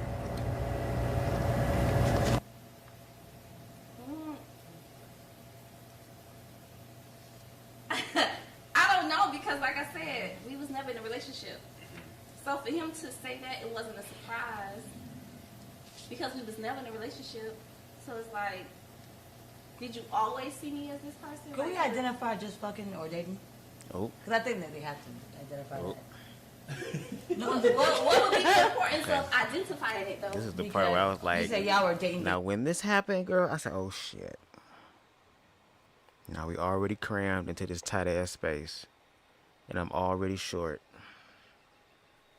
I don't need y'all tall niggas stepping on me, girl. What the fuck? So when that happened, girl, I was like, girl, where's my exit plan, bitch? Cause it's enough. I'm looking like vampire in Detroit, girl. Vampires in the hood, girl. Literally. I'm not gonna get stepped on either. Okay. But baby, this is when it kind of heated up somewhat. I'm like, oh Lord, them goddamn vipers on Renisha arm finna start biting motherfuckers, and I want to be out the way. Dating, and then you start dating somebody else. When women date, they date. I was dating Ahmad, but then I got into a relationship with someone else. Y'all were dating or fucking? We were dating.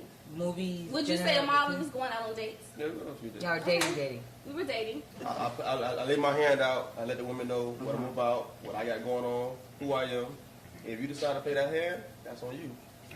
How long were you and I dating before I moved on to someone else? It was a long time. Would you say over a year? Yeah, well over a year. Well over a year. Okay. Well over a year. Okay. That's all I wanted to know. So why do y'all drag women over a year question. and don't walk It's not up? dragging.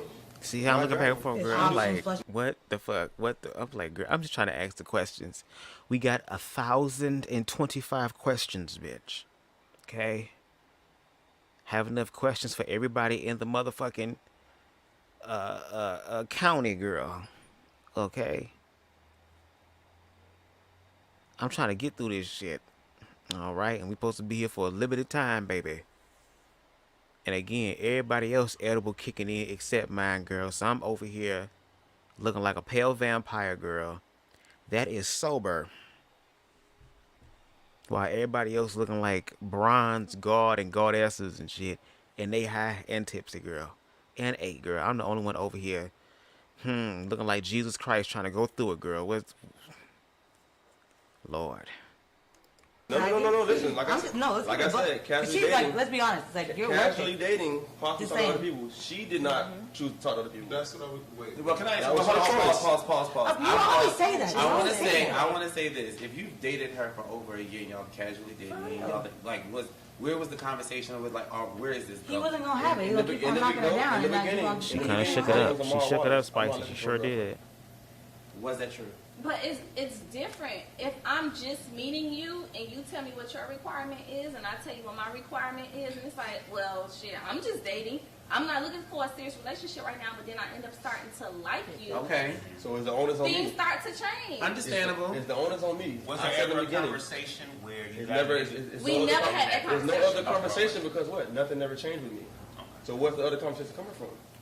It never changed because I felt like at the time when I felt like, Ahmad, I want to come over, you was always available. Come on. If I told you, Ahmad, I just want to stay the night, you Come on. always let me stay the night. And So guess I what? felt as if I'm a single man. I'm there a was bachelor. no I run one my own else show. that was there. Now, if I you run my would own have told show. me, You come over when you say you want. I can clear my whole schedule if I want to.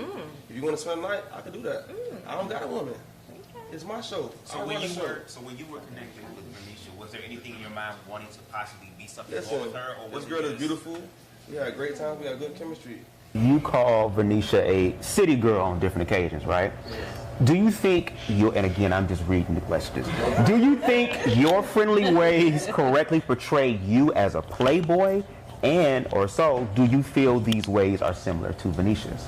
Listen, all right, so I'm single. I do what I want. I'm living the bachelor lifestyle.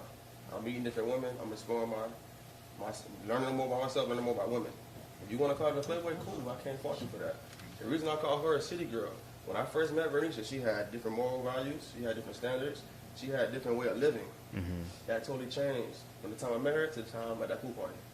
Her whole thought process is different. All she cared about was the superficial stuff, the things you can get, and things you can have. That's not the type of stuff we had when I met her. Two type of women. Two different type of women. So you was able to pick all that up? I picked it up again, right away. Two different women. I do have a question, but if you... At this time, were you possibly thinking about a relationship, or so it didn't matter anyway? You just I just wanted her to be the best woman she could be. Okay, all right. And I still want that for her. yeah, but I wouldn't say it's my fault if I didn't pursue it. Okay. I never pursued being into an intimate relationship with Ahmad. I never pursued being in a relationship with Ahmad. So at the time when we all started this group and me and Ahmad did what we did, I never came on to Ahmad. Ahmad came on to me, if we're going to be honest. So that's why I don't understand as to why.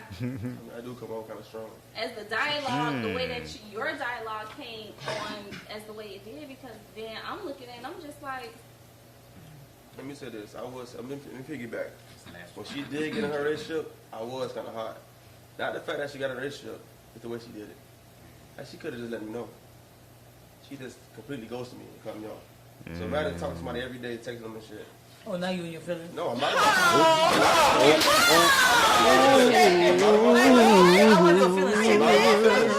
Just imagine. You text somebody every Baby, that motherfucking edible had that nigga third, fourth, fifth eye open, baby. Okay? But that does kind of make sense. It's like, bro, I can understand, like, you're hurt by the situation because, again, she ghosted you.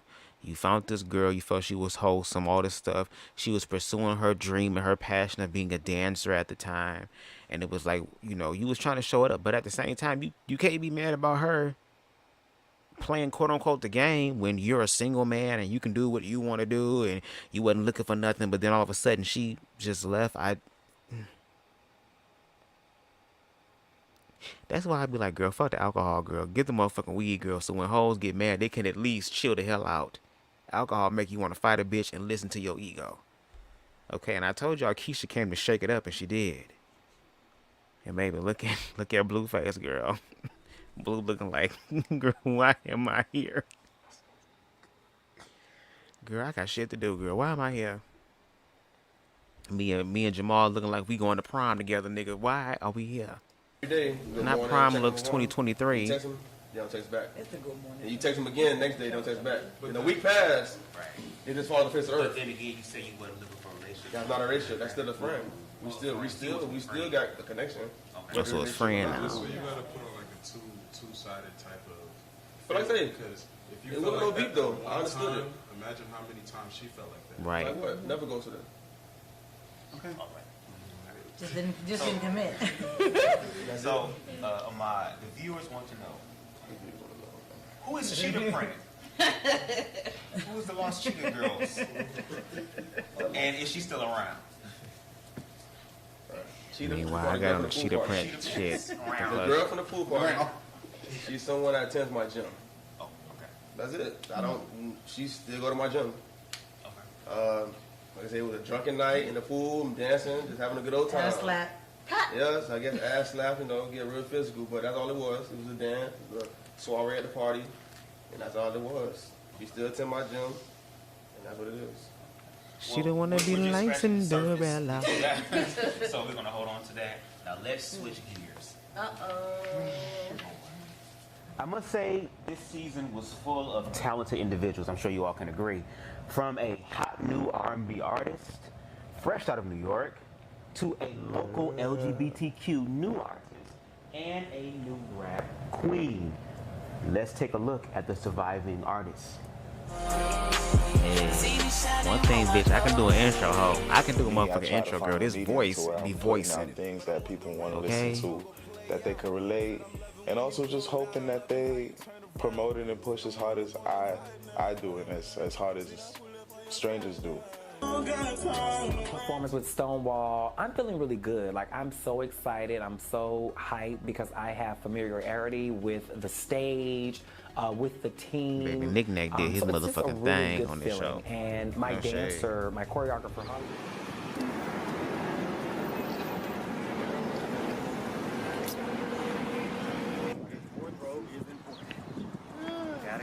The Surviving 305 track that Jamal dropped in our lap for me, Lay, and Blue to do. I'm going to use this as an opportunity to get to know Lay a little better and just find out what's really up with him and Jamal. Striving, like it's all just motivation type of like, so keyword right. So we got to come up with something that motivates somebody, but also lets people know like the artists. Let's see what they got. Hopefully that bitch now we got that right back and blood. Come on, Blue. Come on, Blue. I wanted that thunder and really try to get into that. As a little kid, I was taught to hit all you bitches back on the go petty. Hey, and ain't no stressing me. I tried to share with you a life that you never knew, but you was with your games, it's all good. ain't no replacing me. You know that you want me desperately. These other niggas ain't nothing like me, nothing like me, nothing like me. Cause I give you time, grace, and patience. For me, it's always been a struggle doing that. And this is the time where I feel like it's finally doing what it needs to. With that being said, this EP that you guys are about to listen to gives me get much freedom. And I had to kind of like fight for it and also express how I felt. And when I got to a breaking point, this song, that's how I not the created audio this in the song. background. So it was kind of like, I'm over it, I'm done. You give me a beat, and I'm going to write, and I'm going to deliver. And that's exactly what I did. That'll do it. This shit surprising. Tell these other niggas save all their comments. Been jugging, get a line you can follow. Then giving up a blueprint. And we all just went here and we was just vibing. All right. So these questions are for Nick Nack, Blue, and Lay. We'll keep it in that concept, okay? As a music artist, how does it feel to have your music featured, Nick Nack? I haven't allowed myself to feel anything as of yet. What I do know is that I've always said that I wanted to have at least one song on a streaming platform. Mhm. That turned into two, and then I just started to dig a little deeper, and haven't allowed myself to feel it. And that's normal for me, because I'm like, maybe it's that thing I don't be disappointed, but just go with it and get what I got. Love music. Thank you. My sister loved that song. What about you? Blue ass high. Have your music featured on this season? I love it. She high, girl. They. I love it. Yeah, because I was listening, I was like, damn, every episode, 4, 5 songs? I'm like, okay. I love it. What about you, Lay? Honestly, it's a personal experience. I actually love it. You feel me? Seeing my music more than just like on Apple Music and Spotify and stuff like that. So seeing it on a big screen and it's not a music video, you feel me, where I can explain where the thought process comes in, it's really like, it's captivating, and it's also, you know, aesthetic. That's awesome. That's awesome. Okay, so Nick, are you currently working on any new music? Yes, my intention is to do an album. Well, I'm doing an album. I've been recording for the past 2 years, actually. So I've been back and forth between Miami and Atlanta, just recording some different stuff. And May, I'll be releasing my official single, but my brother Tay Henry and I, we have a song that we just put out called Crickets. So Come on, Crickets. visuals, promo, coming heavy for that. So she worked. Girl, I look like Jiminy Cricket girl in that chair. Yeah, in the near future, I think I want to drop an EP, Blue, but I'm not that sure. edible then Because it's hit like drop an and EP, kick drop it a to single, this. I don't know which one, but in the near future, probably after my birthday, if you know, Jamal don't plan something on it. So honestly, I have a new single coming out tomorrow, May 1st. May 1st, so you feel me? Thank you. So the name is called Senorita, and I'm kind of trying to get a little mesh because from being in Miami, I see that there are different races and different cultures. So on it, I tried to bring like the Jamaican feel, the hip hop, and the Latin American culture. So what I tried to do with it, which I have more stuff in the works, like a remix that's coming out, that would kind of push that a little further as well. So, you know, I'm starting with piece by piece. I just did an EP, as everybody knows, so I'm just trying to work with those right now and still work on the back end, like, you know, still stack my music. Okay, come on, inclusive. Blue. We heard a lot of your music, but we can't seem to find it on any streaming platforms right now. At least right now. Okay. So what's the update on that? We need the music. All the songs that he begged me to sit there, when I said I wasn't going to release it, and he told me I need the music. That's what's happening. He forced me to give him the songs. Then they just started coming. Then they just started coming. Yes, I don't hear your mouth. I said they just started coming. When? So that way you can highlight on the show because you didn't have anything. I didn't have music? No, you didn't have anything to highlight With what? on the show. Oh, so when did we talk about that? Yeah, when we, in the beginning of the season, when I said, when I look in your the file, main line. no folders come up. Tell So there's him nothing what you that you're want. highlighting on the Anybody show want to a show that DoorDash order from him? He said you And paying then when him. it was time for me to highlight, what happened? Oh, I gotta get my car. It's broke. Oh, I can't change any days. I'm not doing no Ubers, nobody, blah, blah, blah, blah, blah. It's not So true. whatever, it Just is as what well, it is. Bubs, Are you everybody gonna allow me knows to speak and I'm respond? speaking to the host. But he just asked me a question, so you gonna allow me to respond? I didn't know he asked you a question. No, you asked me a question. I don't want to know no more. Okay, well, I would like to respond. She said she did, because the reason why Blue Monet was not highlighted on the show, I called her in the beginning about the show. That's the idea. So when I called her, hello, Blue, I want to do this reality show with you. So, hey, get whatever you have going on together and let's highlight it. So when I said that to Blue, it's her job to figure out what she wants to highlight. This is raw reality. So I'm not going to sit here and give you ideas to highlight things on what you should already be doing. Girl, so call me Blade. if she called me and said, hey, I'm going to the studio. Hey, I'm doing this. Hey, I'm doing that. I would have highlighted it. Hey, However, I'm washing my ass. I would have highlighted. Other than that, she didn't call me. And then when it finally did happen, I was having situations with my car. She was having. Girl, I promise you, I'm gonna tan this summer, girl. The way I'm looking at chair, I promise you, I'm going into the sun every day, girl. I promise you, girl, cause Jesus, I'm like, girl, I'm looking like winter is coming, girl. Game of Thrones, dun dun dun dun dun dun dun dun dun dun dun. It just wasn't the time. So Game of Thrones is coming on. That means it's a time for everybody to shine. It's a lot of cast members. It would have been a lot of shit going on, and this would have went to about damn 12 seasons to get through everybody's life. So it's a timing for everybody. Maybe my time to highlight myself wasn't right then and there. Maybe it was time for you and Lay to highlight y'all situation for Nisha and Ahmad. Fix it. And then at the end, what it did, got into Blue. So God makes no mistakes. I also now know what you're capable of because of the music on there. So even though you may have not been able to get what you wanted, we still was able to feel your essence. Okay, no problem. All them songs. As a new artist, what's your experience been like so far? So, It's been fun. I've been It was to a million questions, girl. I'm like, bitch, and I'm trying not to mess up the order. Shared my song with that audience. I performed all across Florida performing. So it's been very exciting to do that, and I'm just excited to do more. Like what I'm coming with for the summer. Yeah. I just want to tell you that. It is I'm amazing. reserved right now because, you know. I am too. But baby, get ready. Okay. Now, of course, with Nick Nack, we love his hit single, Can't Take Me, okay? But it was clear that Mother Nature had the last word when it comes to what she can't take, okay? So with that being said, let's take a look at that.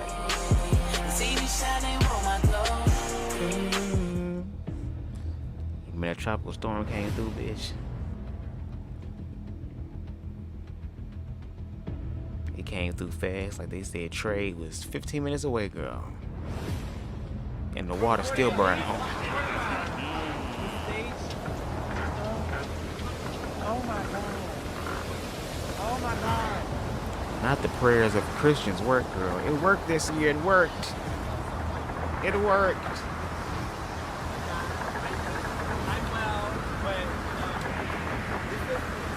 It's been the proper time to make a music video, girl, in the middle of a storm, bitch. These hoes can't take. And baby, when I tell you that Nick Nack ass really worked that shit out, Nick Nack did that. He performed, looking like a whole crib. Sweet booty crib.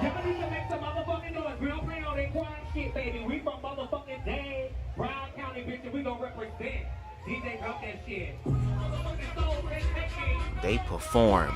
They performed. They performed.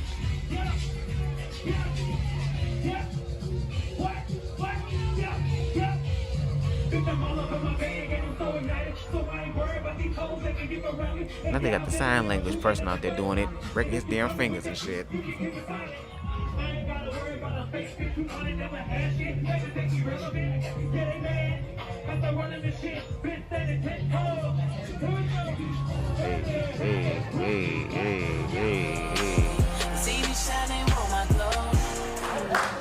Hey, so Nick Nack, Yes. tell us what it was like performing at Stonewall.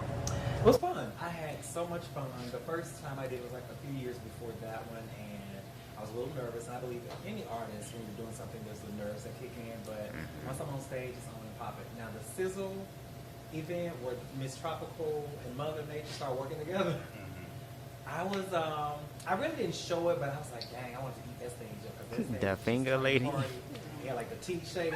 I was about to work all that space, so you know, damn. Yes, the finger The lady. good thing is, I'm gonna be optimistic and just say that for the right moment, I think Stonewall was one of those, but I'm just excited about going to the bigger stages and bigger platforms. And I liked how you were able to still, like Jamal said, kind of stay in a positive place, even though what was happening was happening. So, of course. So That being fucking camera with that that light your on last me performance is so unfortunately was a unflattering. washout, did you walk into the Stonewall performance with any reservations at all? I've learned to just develop a discipline where I'm not allowing any negative thoughts coming in. So how was it working with Uncle Clifford as well as other artists? So something interesting about me when I'm around, you know, I'm gonna say other celebrities, you know, we're all, period. I am in my own zone. So What's I'm up, not Queen really, Amber? I saw other energies interacting What's with going them, on? doing, and then I went on to my It's my birthday month. My birthday on the 22nd. If y'all want to bless me right now or on the all the way up till the end or all, even after, Cash App is at the bottom. BubzDaGawd. You can send me a little something if you want to. Only if you want to. So shout out to That's a pint. Oh wow. Okay, now. Again, to Nick Nack and Lake, these questions are for you. What were your initial thoughts when it came to the surviving track? We'll start with you first, Nick Nack. My thoughts? I was excited. I'm about partnership. Not the cameras down in the background. And so when I'm hearing there would be an opportunity to work with Blue and Lay, I hadn't heard their music, but I was just excited about the whole thing. We did go through some series of beats. You know, you guys saw that Lay and I met up, and the vibe was just good, and the energy and music, it was just really, really good. Then we got to the studio with Blue. I was like, yes, all over. So I was excited, and still am excited. So whenever we gonna do what we do. I feel like the track concept is fire. I feel like all of us should have been on the track a long time ago. But then there are like little complications that happened kind of on my end, you feel me? Because I feel like they honestly left no crumbs. I'm not even gonna lie to you. With my end, there was two things that were bothering me. It was a new studio, and also I had something going on with my voice at the time. So with that being said, I went in there, I wrote, but it's like when I go in the studio, I go based off of vibes. Sometimes I might freestyle, and that's easier to work with a producer that knows me. Right. So it's kind of like most tracks I would freestyle and then go back and then tighten certain things, you know, run it back. And it wasn't my studio time, so I couldn't do all of that. Right. So you're used to working with a producer that knows you and your style, so it makes it easier as opposed to working with somebody new. You're right. Okay, cool. No problem. So, Lay, what were your feelings as an artist finishing and releasing your EP? I was filled with joy. Like, that EP was real personal for me. Like, it was songs on there with even like that was regards to my mom's and our relationship, and to the point where I even like incorporated her voicemails or voice notes in it. And other than that, it was like me just kind of like putting different angles of pain or expression in one piece. So when I put it out there, I'm letting it go. When I write my song and I put my feel into it, I let it go. So once I do that, it's on for the new chapters. So like a shedding process for you. Okay. That's how you get your best works. Honestly, like, I don't force my music. Damn, okay. We're going to probably have hell of an EP with this shit going on. We might We see Blue say that if she were late, she wouldn't come to any of your events, being the fact that you missed his listening part. So what are your thoughts on the comments? We got the video. So I'll say it this way: I wasn't in her mindset at the time, and without facts, I imagine people will just say anything. So in that moment, I just chop it up to that, because I know Blue is supportive, and I appreciate that. She's supportive and she's riding, even though she didn't come to the studio with me when we had our little appointment. Because Jamal, But I sent you. You did? Oh, let me tell you. Let me get it at now, because I'm with you. Blue still stood up, and she sent it through WhatsApp or something, because the video was foul. She's like, I'm going to give you these pointers. I can't make it because Jamal pulled me to go do his wig or something. And was that it? I don't know. Understandable smoke. But she did come through for me still, so I rocked with her real heavy, and we still got more stuff to do. Awesome. Now, Jamal gave the artists of the group a project of creating the possible soundtrack for the surviving brand. While plans were made and attempted, were they able to actually finish the project? Let's take a look.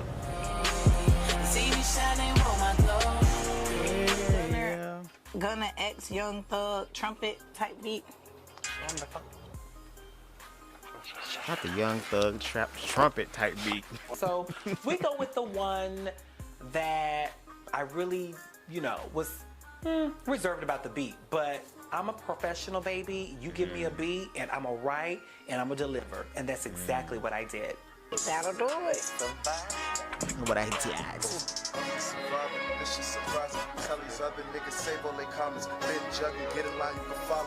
That would be a fire ass track, though. I hope they do it for like season 2. We all just went in here and we were just vibing off of what was happening, like the beat, the producer, just writing shit. Like that's what I was fucking with, the creative process.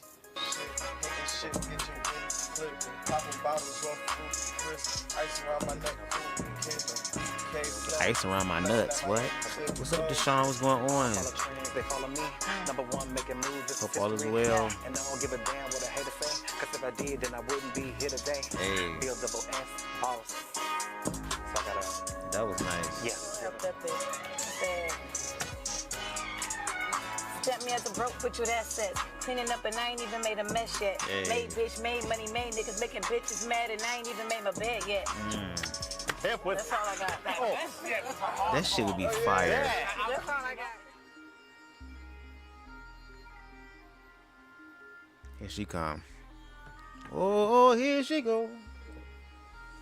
Tonight, Blue, Knick-Knack, and Lady, they're meeting to make the theme song for our social group. And they don't know I'm coming, so I'ma just pop up and see how, you know, everybody just vibing tonight. I don't want to interject. Get the big old bitties, girl. You trying to interject? So this question is to both, to Lay, Blue, and Nick. Okay. We see you all hop into the studio to record the surviving track. What do you each think that y'all brought to the track individually? Let's start with your nickname. Me.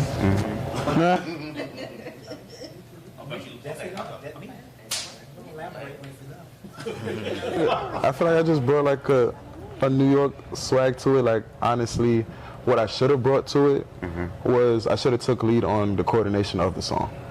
So kind of placements. That's where I kind of shine at when it comes to fixing a track. So I feel like if I would have took a little spearhead on that, it probably would have even smoothened out a lot better. Like, okay.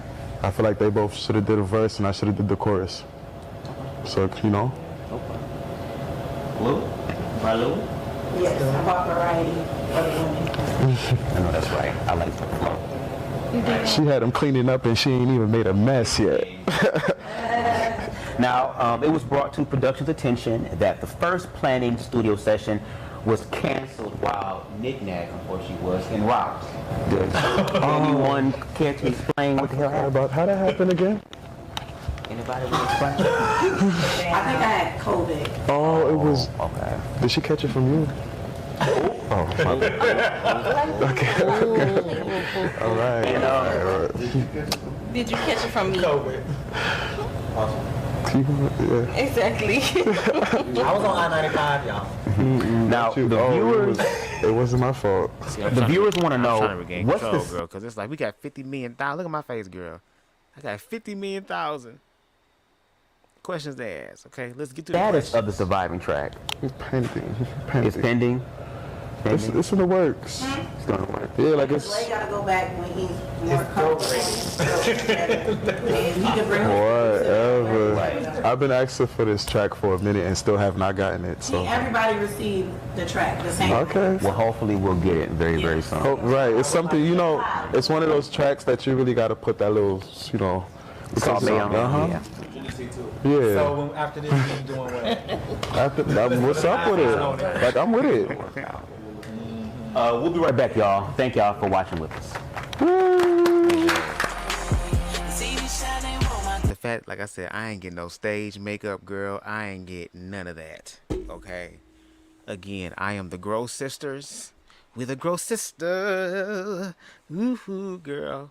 I'm looking like a killer from Detroit, bitch. Got a hitter to the left of me, but that's all right. That's all right. I'm gonna get in the sun this summer, girl. Oh, I remember this part. Damn. Non-renewed. Damn, we can't even get it again. Shit. Oh, you said shit. I thought it was damn. If you like what you see, subscribe to Lamage Company Productions for all the latest updates. You won't be mad. Non-renewed. This better not be a motherfucking plot, Welcome girl. back. Now, we open up the season with Jamal working hard at prom season, as well You as look giving good, though. birthday Thank gifts you. to a new These local little artist makeup. by the name of Lake Ford. These two seem to hit it off, or so we thought. Let's take a quick look at how things started.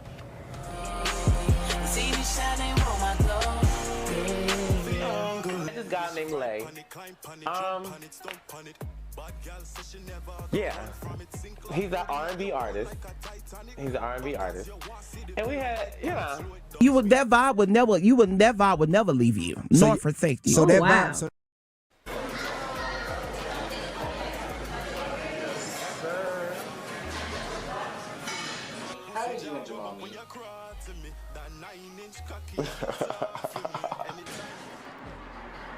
But while we was doing it, it's kind of like he's trying to move forward, but he's still focused on past shit. So moving out here, you feel me? I started exploring. You know why he's focused on past shit? That vibe would never leave you, nor forsake you. So that vibe. Chill vibes. Oh wow. Like it started being real toxic, mentally abusive. Or you would cheat, or you would do something else. Like, well, I'm just not your type. Like that's what it sounds like to me. It sounds like you predicting like negative things, or like you're just not that interested to even.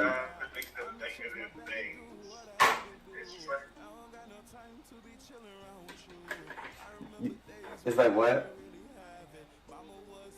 Well, I know you look mad at me, and I'm telling you that because I know how this is going to play out. And you knew Spice, and you knew the North for thank you.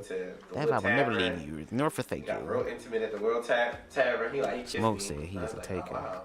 Like I'm at this time, I'm like, wow, who is chain this taker, dude? And we did a lot of stuff. Like I took him to the cave. I bought us food. I paid for everything. You know, I was with him. Like, you know, I was kicking it with him. My next question though, how would you feel about managing? That vibe would never leave you. Let's see. You know, let's do a little trial run. Like by the That end would of never all leave. of this, I'll have my answer for you. Like I don't know. Like I'm still on this whole. A little bit like, you know, I ain't feeling you. Like I'd rather be your friend, and then, you know, other than that, because I was putting putting in work to kind of like talk to you. Show me that ass, nigga. I'm trying to learn how to be your friend. Now, I mean, no, all seriousness, but I've never managed. I've never managed an artist. Let's just say that. But it's not something that I wouldn't be not against the management. But I'm hard. Trust me, I know. I'm a hard manager. Vibe would never. When it comes to business. The reason why I feel like you would be a good manager, a great manager at that, is because you do what you say you're gonna do. Yeah. Positive start from jump. You heard. Make sure you call me every mile, every milestone, like every state you hit. I want to know. 20 hours in a row with, you know, and then we riding up, and you think I'm gonna let you ride back alone after we done did that ride together? That goes to show you that person really wasn't, whoever this person is, wasn't really that. On my ass. I could have came by my damn self. Baby, Amar trying to stay up. Yeah, he just hitched a ride, basically. That's all it was. It's like you just always fucking something. You just traveled fucking 19 hours to get there, fucking 19 hours to come back, and all of a sudden now my fucking car wanna act up. 4 fucking hours from my fucking destination. Amar's exercise got me feeling stiff. Yo, who are you telling? Like, I'm stiff as hell. I'm about to start stripping. You about to start stripping? At this point. Oh my goodness, who's gonna pay for that? You said what? I said, who gonna pay for that?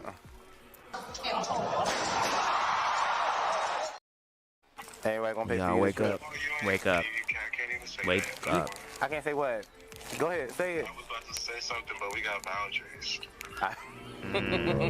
That vibe would never.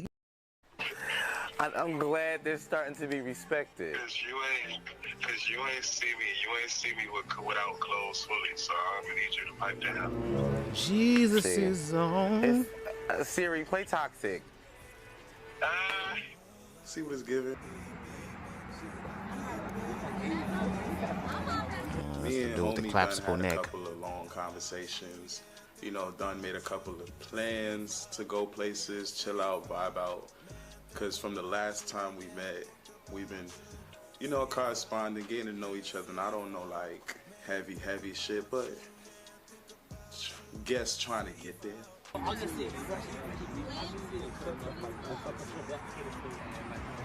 I might tell you a joke, but I never tell you a lie. Bitch, Lay, Tay, Lay, they got some shit going on. Yeah. I don't fucking know. I'm trying to find out. Damn, girl, hold on. Every time I said something, bitch, you all googly eyed, you looking all confused and shit, bitch, y'all got something going on or want something to be going on or something gonna go on. Something gonna happen. Something Mark my gonna go motherfucking on. words. Don't lie. Wait a minute. I'm just here for the good time, not a long time. What's up? Wait up, tell you something what it is. No cap, one of the things that brought me towards Tay is his music, and I would definitely fuck with it, hopping on a track with him or making something in the future, because it's giving vibes, and I feel like two dope artists is mashing up with a little chemistry definitely bring a whole lot to the table. No, you. Connection. Drive, motherfucking hat came off. Drive the fucking boat. Jesus. Wait a minute. Motherfucker. Drive the boat. And I guess the chemistry just lighten up the room, I guess.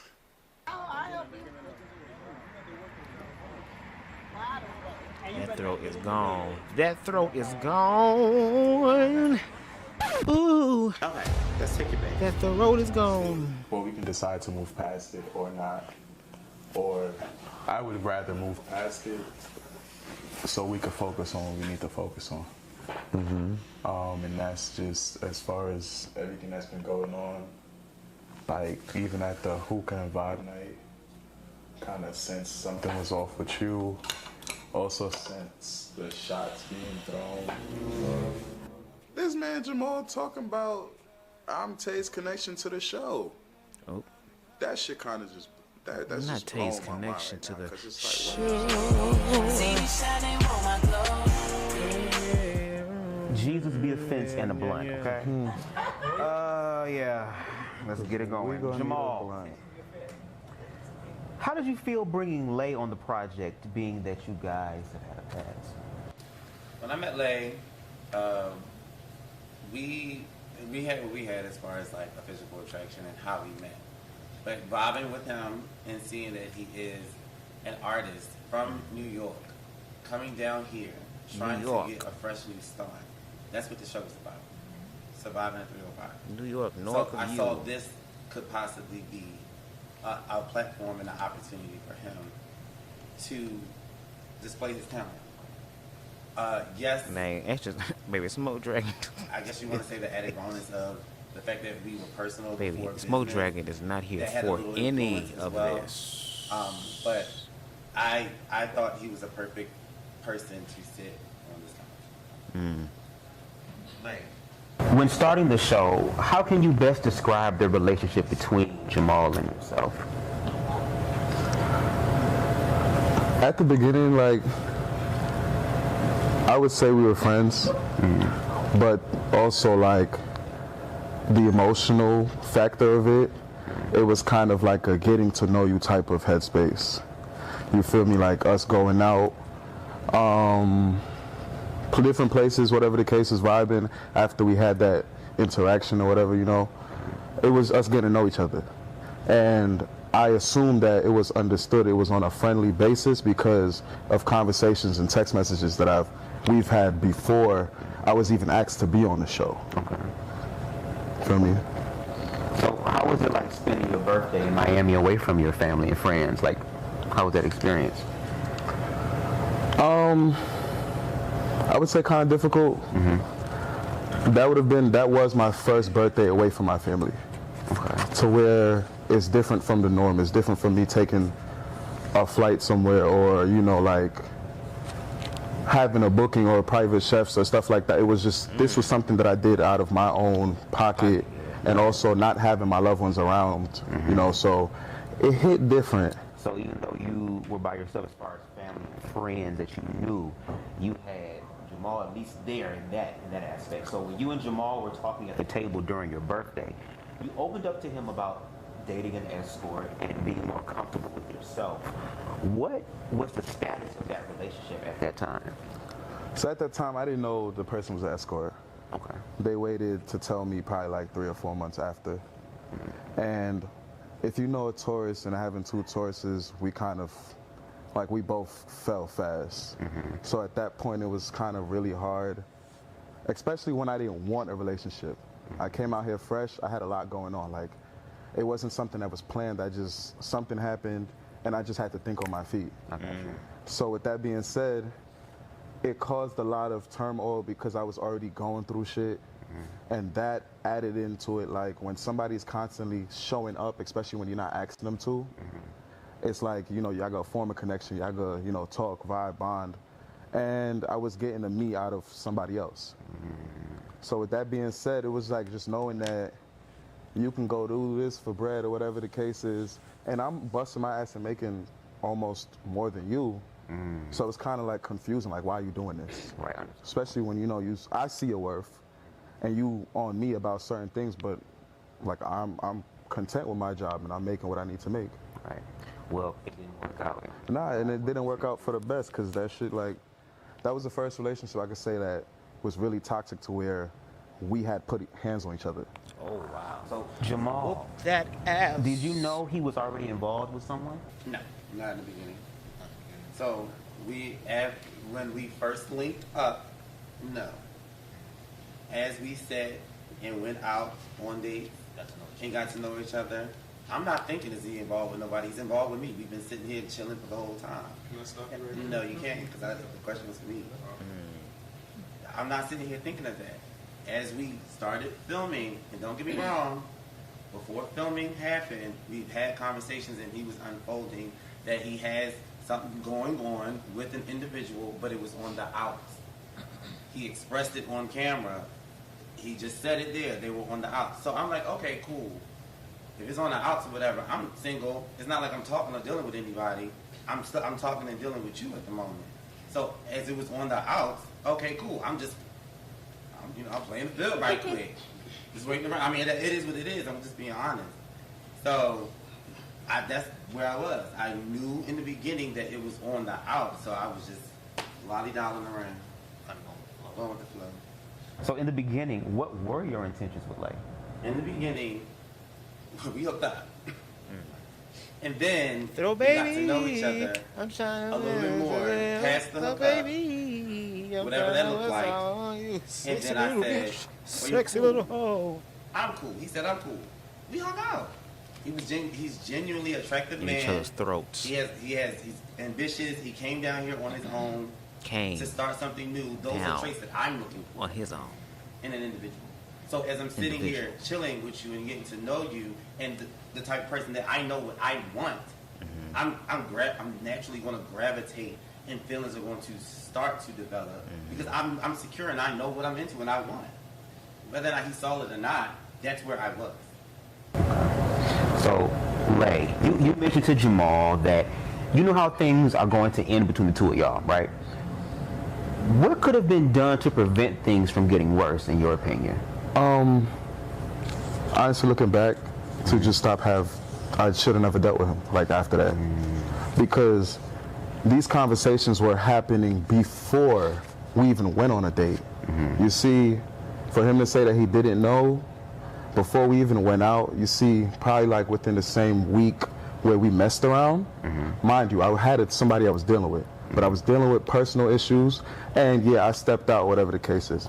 You see, after I stepped out, he felt as though, because we exchanged numbers, he felt as though I was ignoring him, you feel me, like I was treating him like how every nigga do, or how these niggas move, or whatever the case is.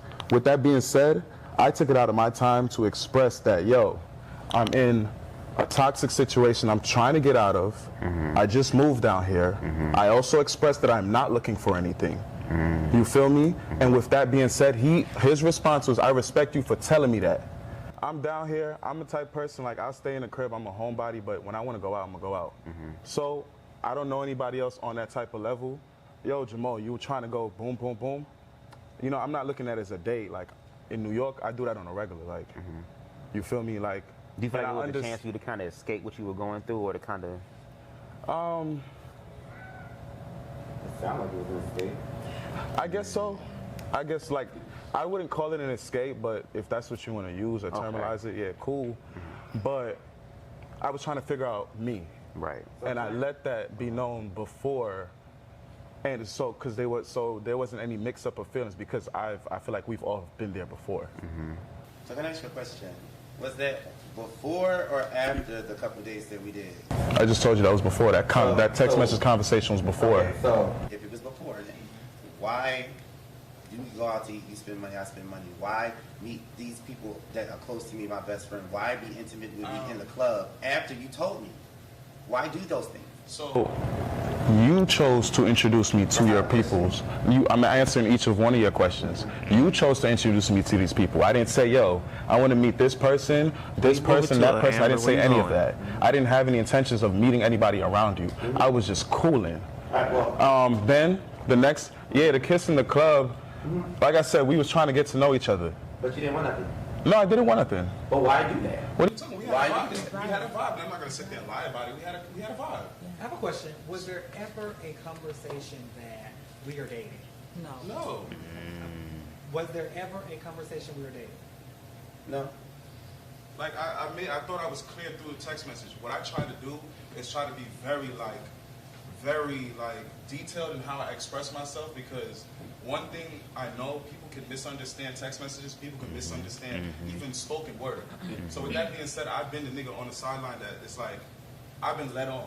People have said this and this and that and third. I'm not gonna sit there and do that to somebody else. I thought I was kind of steering away from those, but when I said these things, we both kind of knew what it was. Like we wasn't. But yet you still toyed with my feelings. You chose to sit there. Did y'all not just see that clip? Just sit here and talk about you never seen me naked why and did X, that Y, all that conversation come bullshit. up? The conversation came up because I said I'm gonna start stripping. You said nah. You tried to. You said I can't say it because my friends got boundaries. That's what you said. I said I'm glad they're being fucking respectful. You tried to shade my body, so I sat there and said you never seen me without clothes. Then I said you ain't seen and me. then I said I'm glad our boundaries were being respected, and then you was just like certain things. So next question then, Jamal. Even after Lay expressed his disinterest in you, why did you continue to put in the work? He was on my project. So, that's what everybody was saying. After, I still was genuinely interested in the individual. Yes, that is true. And I'm not going to sit here and say that. That's false. Yes, it was. But after we had our conversations and we were establishing the boundaries, they were always pushed. By him. By him. They were always pushed. It's examples in the show. Jamal, you stay pushing, like you don't stop. Sir, after you told, let me talk. Because after you told me you didn't really like me, I don't chase after niggas. Bro, you kept But after chasing. the same thing, no, I didn't. It's not that I kept chasing, I kept following the project through. I invited you on, and I turned around and saying, you know what, that's the man for me. No, it wasn't gonna happen. I never said that. I never said that. You approached it. That's how you assumed it. That's how you took it. That's how you took it. I do things for anybody on GP. I do that. Yes, I do. Yes. Because you're not going to sit here and say that, because I've done shit for everybody on here on general purpose with no money act. With no money act. You can't say that. I'll cuss you out or stomp you in the street, whoop that ass. Since you still acting delusional, bitch, fuck you. Okay, you have a blessed night, baby. You're so weird, and I hope you never get that. Goddamn your night. I'm sorry. Goddamn your night. Fuck a God bless. That vibe would never leave you, nor forsake you. So that vibe.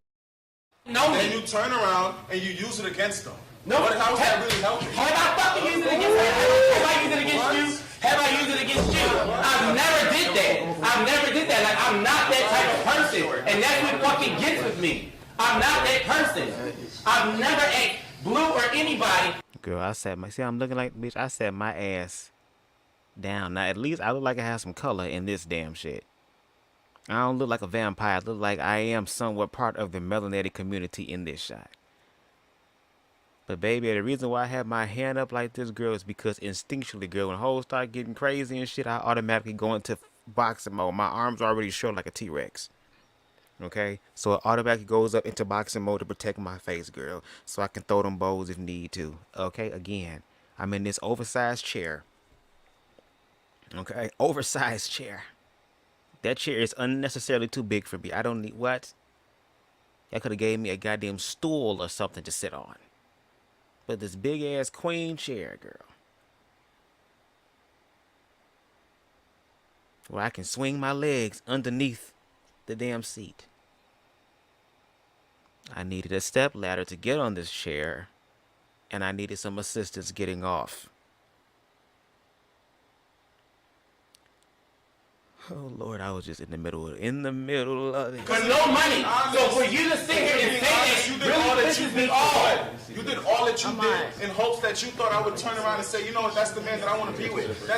I'm looking like, bitch, I did it. I got it. Like you sitting here saying that I don't do things on GP. I didn't ask shit from nobody on this project. So that pisses me off the most. You went on live, and I have my proof. You went on live and said, that's stupid. Use Jamal.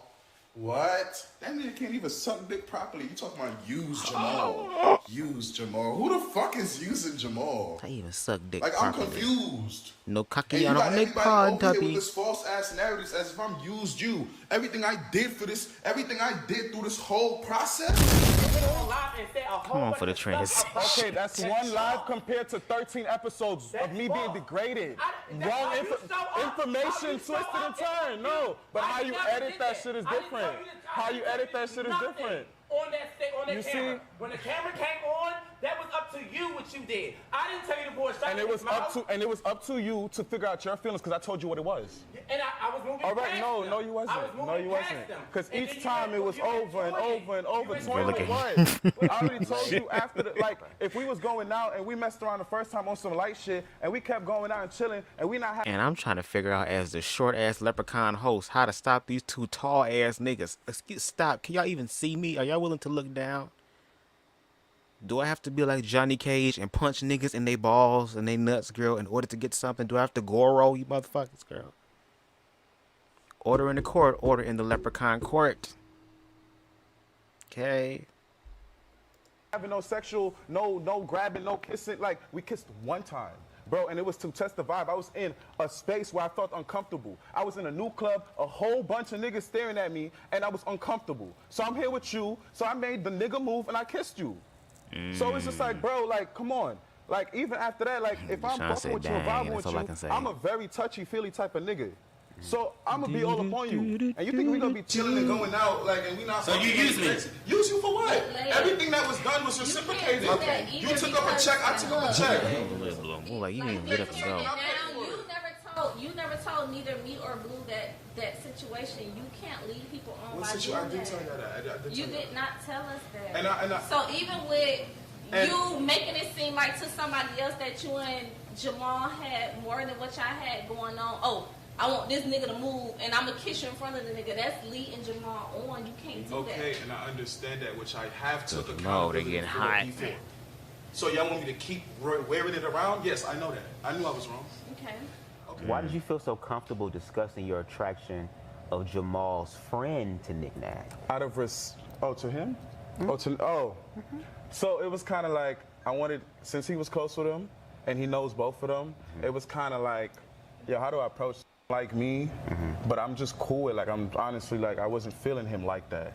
And then I met somebody that I actually grew, like, I had feelings for in it, like, in a split second, because it was like, artists, you know, looks, whatever the case is, everything kind of lined up in my head. So it's just like, all right, boom.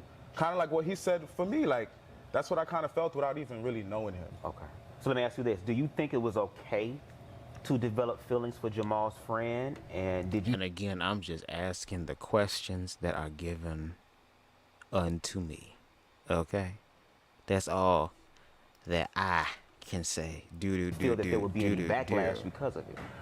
Before, I didn't feel like it was okay. Sitting in my class. Like, once I make up my mind and I tell you what it is, I'm going to still, like, pursue it or not. I stand on what I do. Now looking back at it, it's kind of like, I don't feel like I was wrong. Because I was fresh down here. Everybody knew that. If I was supposed to sit there and avoid whichever nigga he dealt with or whichever friend, like, I probably would be stuck in the house.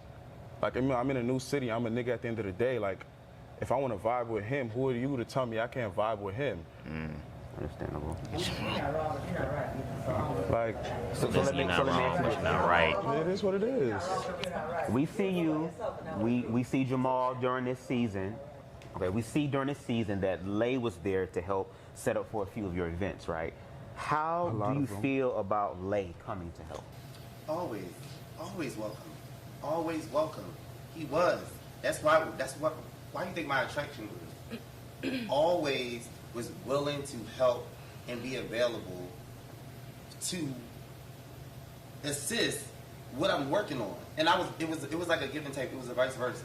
So like when he told me he wanted to do his EP, I'm the type of person that's gonna take my Rolodex and roll it. If I got somebody in my network, I'm gonna provide it for you. If I got a photographer, Yeah, pay it forward. That's how you stay blessed. I don't want no loyalty. Not no loyalty. I don't want nothing from that.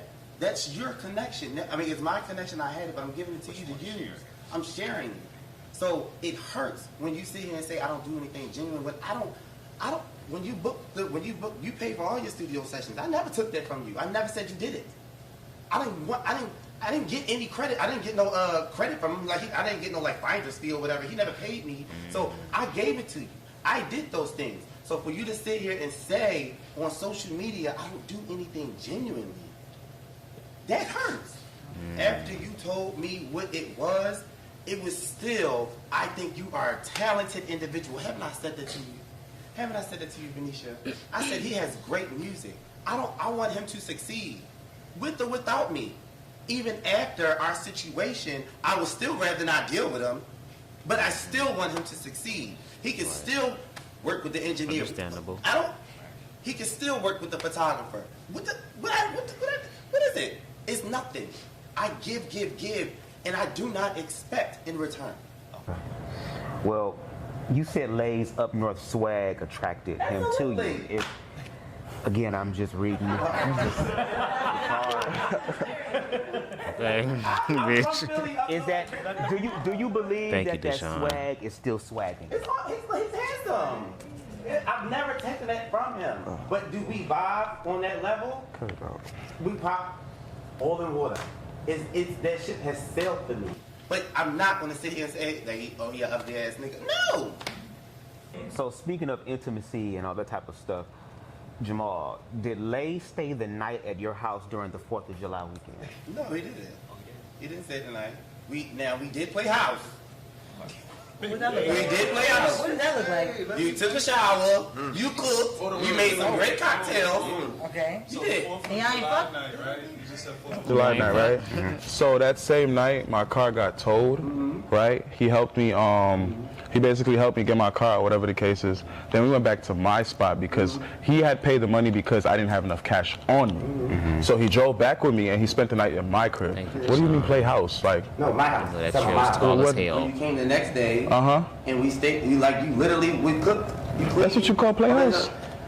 Niggas ain't taking showers in my house and cooking and cleaning and making me cocktails. I mean, that's, and you see that, and I feel like that's, we got to that conversation before to where I explained to you the type of friend I am. When I'm back in New York, my friends take showers in my crib. Like, we all be in the backyard in my pool, one person grilling, one person making drinks. It's just that type of vibe. Like, we do shit. Well, that's why I feel like down here is different. Like, I'm definitely a different being. Like, New York, we give. Do you feel too invested when it comes to Lay's progression during the season? So in the beginning, yes, I was aggressive because I genuinely, we were having our little situation. Okay, Or whatever I'm just it here to was. read the card. But if I care about you, I'm and you are originally interested not even supposed to be reading the card. I'm supposed to be the person at the beginning of the reunion, asking these people these questions as they putting the lace on their head and getting dressed, putting on deodorant and shit. But I got upgraded. So again, I'm just reading the cards. This is my first time looking at all the cards. Girl, I was in the back at least trying to rehearse the cards and read over them 30 minutes before we filmed, and I was still nervous. Because y'all know I be having Andrew Caldwell possess my damn tongue sometimes on my channel. I was afraid. I'm like, girl, this about to be public. But I still did good, though. Blue and Venetia, Knick-Knack can attest to that. I will give what I can. I will give my last and not expect at all. I will continue to. So he was considered in that circle at that time. Yes, it was early. It was 3 months, 4 months in. It was.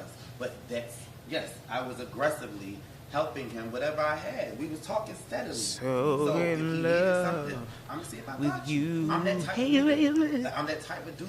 I'm gonna be there for the dude that I want to talk to. I'm gonna be there for the dude that I want to date, and I'm gonna be that way for my friends. Yep. Every last time. So it seems like you both are literally kind of in the energy the same person. It's just the way there's connection with is just not working. Okay, that the fact that I'm not his type. It was never about that. But as things That's the started shit I unfolding don't in the like. season, I feel like the loyalty and disrespect happened. And whether or not it was on his end or on my end, yes, I ain't gonna lie, I threw low blows. But at the same time, it does not amount to the work that me and him has done together. Thank you for that. Your boas and stuff. Appreciate it. Okay, but my thing is, I'm sorry, just hold that thought for me, okay? We'll be right back with the second half of the Surviving 305 reunion.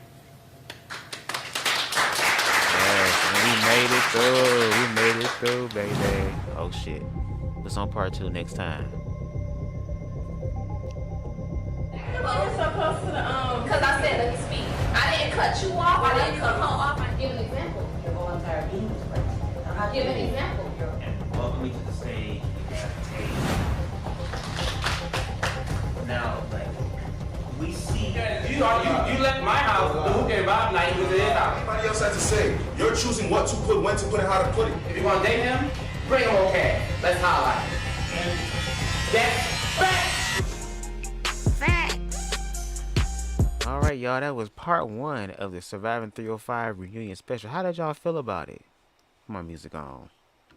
How did y'all feel about it? What am I thinking? Hold on. Where's it at? There we go. How did y'all feel about it? Did y'all like it? How did y'all feel seeing BubzDaGawd undead looking ass on there, girl? Amen, girl. Operator, where you at? Because the universe will do... Oh, I ain't put the thing on. I ain't put the loop on. Hold on. Hold on. Put the loop on. I can't do this. I can't do this. I can't do this. Bullshit? A bullshit? A bullshit. Shia. Oh, Mashanya. Oh, I feel a Shakani up in here. You would that vibe would never leave you, nor forsake you. Oh, wow. See, it was interesting. It's really interesting. Buzz, you were great. Thank you so much, y'all. I'm excited. I'm proud of myself for doing this. Because, again, this is one of my opportunities to walk by faith. And I'm part of the first season of Surviving 305, which is a dope-ass show. I enjoyed it. Again, the universe saw fit for me to be the host, baby. I was okay and content with being the pre-show host and possibly being the host for season 2. But, baby, the universe said, nope, bitch, you're going to be the host now. Okay? And I'm grateful for the experience. I'm grateful for the opportunity to face my own fears, my own insecurities, to participate in my own blessings. And it's only up from here, y'all. It's only up from here. It was great seeing you host. Hope to see you hosting more things in the future. I name and claim it. Whether it's hosting, whether it's voice acting or whatever, just I'm learning to love myself, to uncover as many creative outlets that I have and to just explore all of them, because I plan on living my best life. And you got to start somewhere, so I might as well start now. And I encourage y'all to do the same thing. Love yourself. Face your fears. Be aware to your opportunities and take them.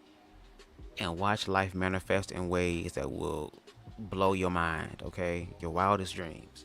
Shout out to Queen Amber in the building. Shout out to Queen Spicy. Queen Spicy. Shout out to Deshaun, okay? I'm going to call Deshaun the receipt collector, baby, because I'm going to tell you something. When the homophobes start they bullshit for real, girl, I'm going to have so much evidence. I'm going to be like, girl, where do I start? Okay, I got 50 million left, girl. Shout out to Deshaun, okay? I may not use it now, but I'm saving it up, baby. A good strategist always saves things up. Shout out to Extra Smoke Dragon, baby, who came in and spoke their mind and said what they said. Okay, I think we had Lay in the building. Shout out to Nate, who came through. Who else we had? Shout out to Lay, who came through for a little bit. Appreciate you. Okay, shout out to those. All right. And the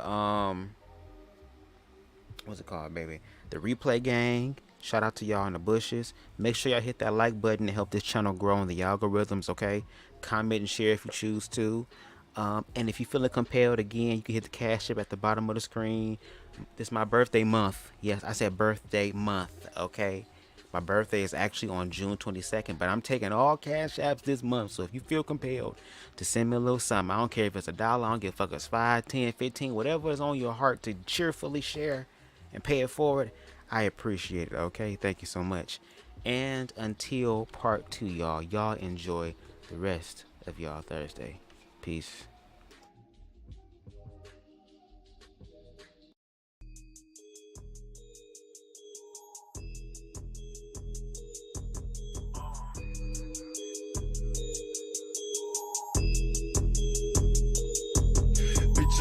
about my bag and I'm so ignited. So I ain't worried about you hoes you can get from around me. And yeah, I'm living in my truth, ain't nothing fake about me.